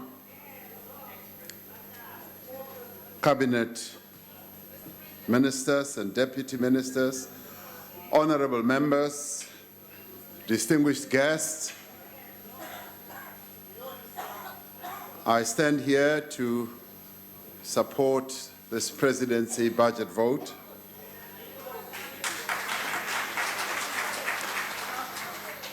Deputy Speaker, this month marks the 105th anniversary of the birth of one of South Africa's greatest sons in our country, Isitwalandwe Walter Ulyate Sisulu. One of the key architects of our freedom, Walter Sisulu was by nature and by conviction a unifier, but he was also a consensus builder. There is much that we can learn from him in terms of the way and the ability that he had, which he displayed always, of addressing challenging problems and to confront issues in a way that he always found solutions. I remember very fondly the simplicity that he had, the warmth, and the natural way in which he got people to work together to reach consensus. He worked throughout his life to draw people together, people who sometimes had completely different approaches to issues and to challenges, but he always found a way of getting them to work together and to reach consensus. Walter Sisulu's words after the adoption of the Freedom Charter in 1955 come to mind. He said it was not for nothing that thousands of South Africans from all walks of life, from all races, people from different political outlooks, religious beliefs, different social status, traveled to take part in the greatest assembly ever known in our country, the Congress of the People. He said that these men and women came in response to a clarion call to meet and to plan the future of their country as they would like to see it. It should not be out of place to suggest, Deputy Speaker, that members of Parliament, all of us here, we are here in response to a historic clarion call from our people as a whole to meet and to plan the future of our country as our people would like to see it. We are required, sitting here as members of Parliament, to work together in a common cause for the realization of the vision that was well articulated by the drafters of the Freedom Charter. The aspirations that were set out by our forebears in the Freedom Charter are now deeply embedded and entrenched in our Constitution. We are required by that Constitution to be bold, drawing our conviction and courage from our forebears as we continue to plan the future of our country, because the shadow of our terrible past has not yet receded and the challenges that confront our people are still substantial, making the tasks that we need to undertake rather urgent.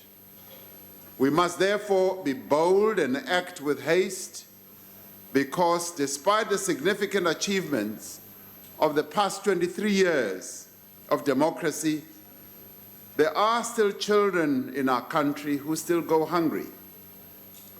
There are South Africans who've been looking for work for their entire lives.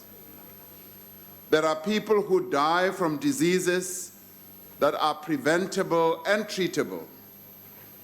We must therefore act with determination, because the legacy of land dispossession, Bantu education, migrant labor, and low wages continues to this day to define the life prospects of millions of our people. It is only through united action and working together, as Walter Sisulu enjoined us to do, through collaboration, through partnership, and through dialogue, that we will be able to put an end to 365 years of hunger, misery, and want. We know from our history, from our struggle for democracy, from the Congress of the People, and from the drafting of our Constitution, that we have the capacity for bold and determined and united action. It can be done, but only if we work together.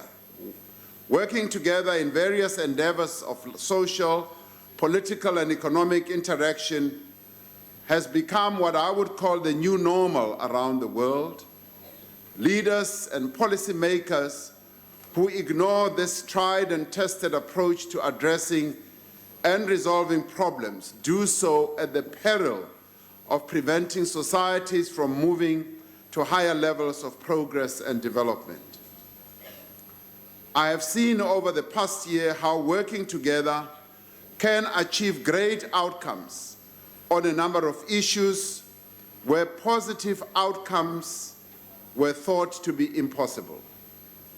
Positive outcomes can be achieved if we do draw on the energies of the stakeholders to address challenges that face our people, be they how to grow an inclusive economy, to build skills and capabilities, enhance the capacity of the state, and promote leadership and partnerships throughout society. It can be done, but only if we forge new ways of working together that involve all South Africans in a common struggle to fundamentally transform our economy and our society. South Africans, honorable members, are evolving ways of working together in a number of areas and endeavors. They are finding new opportunities to forge new partnerships to come up with new initiatives and to create space for collective effort. The initiatives we are continuously implementing are based on a clear vision and a strategic plan that is based on the NDP. Our vision is a vision that has legs, and it is not based on empty promises, such as saying that if they come into power, they will double the social grants that our people are getting. That is an empty promise. Our initiatives are founded on sound policies that are not based on sound bites. Our vision and initiatives that we embark upon are not based on platitudes that are articulated so as to grab the headlines of newspapers. Our vision touches and changes the lives of our people, as I will demonstrate. A few examples of how our work has enhanced several efforts that many South Africans are involved in with regard to working together to forge effective social compacts come to mind. Earlier this year, the social partners at NEDLAC reached an unprecedented and historic agreement on labor stability and the introduction of a national minimum wage. Many of us thought that the differences between the social partners, particularly a militant labor movement and a business class whose main focus is profit, would stand in the way of reaching agreement. Following 2 years of intensive engagement following President Zuma's instruction to us to reach agreement on this matter, labor, business, community, as well as the business sector and government were able to reach agreement. Although each of the social partners at times advanced vastly different positions, they all remained committed to an outcome that would best serve the interests of the people of South Africa. The consensus that was reached by all social partners on the national minimum wage enabled me to answer a question that was posed to me by Mr. Sello Molefe from KZN, who I met at a door-to-door campaign, and he asked me a question on why the minimum wage had been pegged at 20 Rand an hour and not at a much higher level. It was during that conversation with Mr. Molefe that I explained that whilst it would have been ideal and desirable to peg the minimum wage at a much higher level, it would have resulted in many more people losing their jobs. Following this explanation, Mr. Molefe said he understood the reasons for the agreements that were reached and appreciated the tremendous impact these agreements would have on the incomes of well over 6 million South Africans who have been laboring under wage poverty. He also said he understood that this landmark agreement forms a foundation for the struggle to continue to gradually rid South Africa of income inequality and move South Africa towards the living wage. From the 1st of May next year, when the national minimum wage is introduced, people like Mr. Molefe will be among those workers who will experience the real benefits of the national minimum wage dispensation.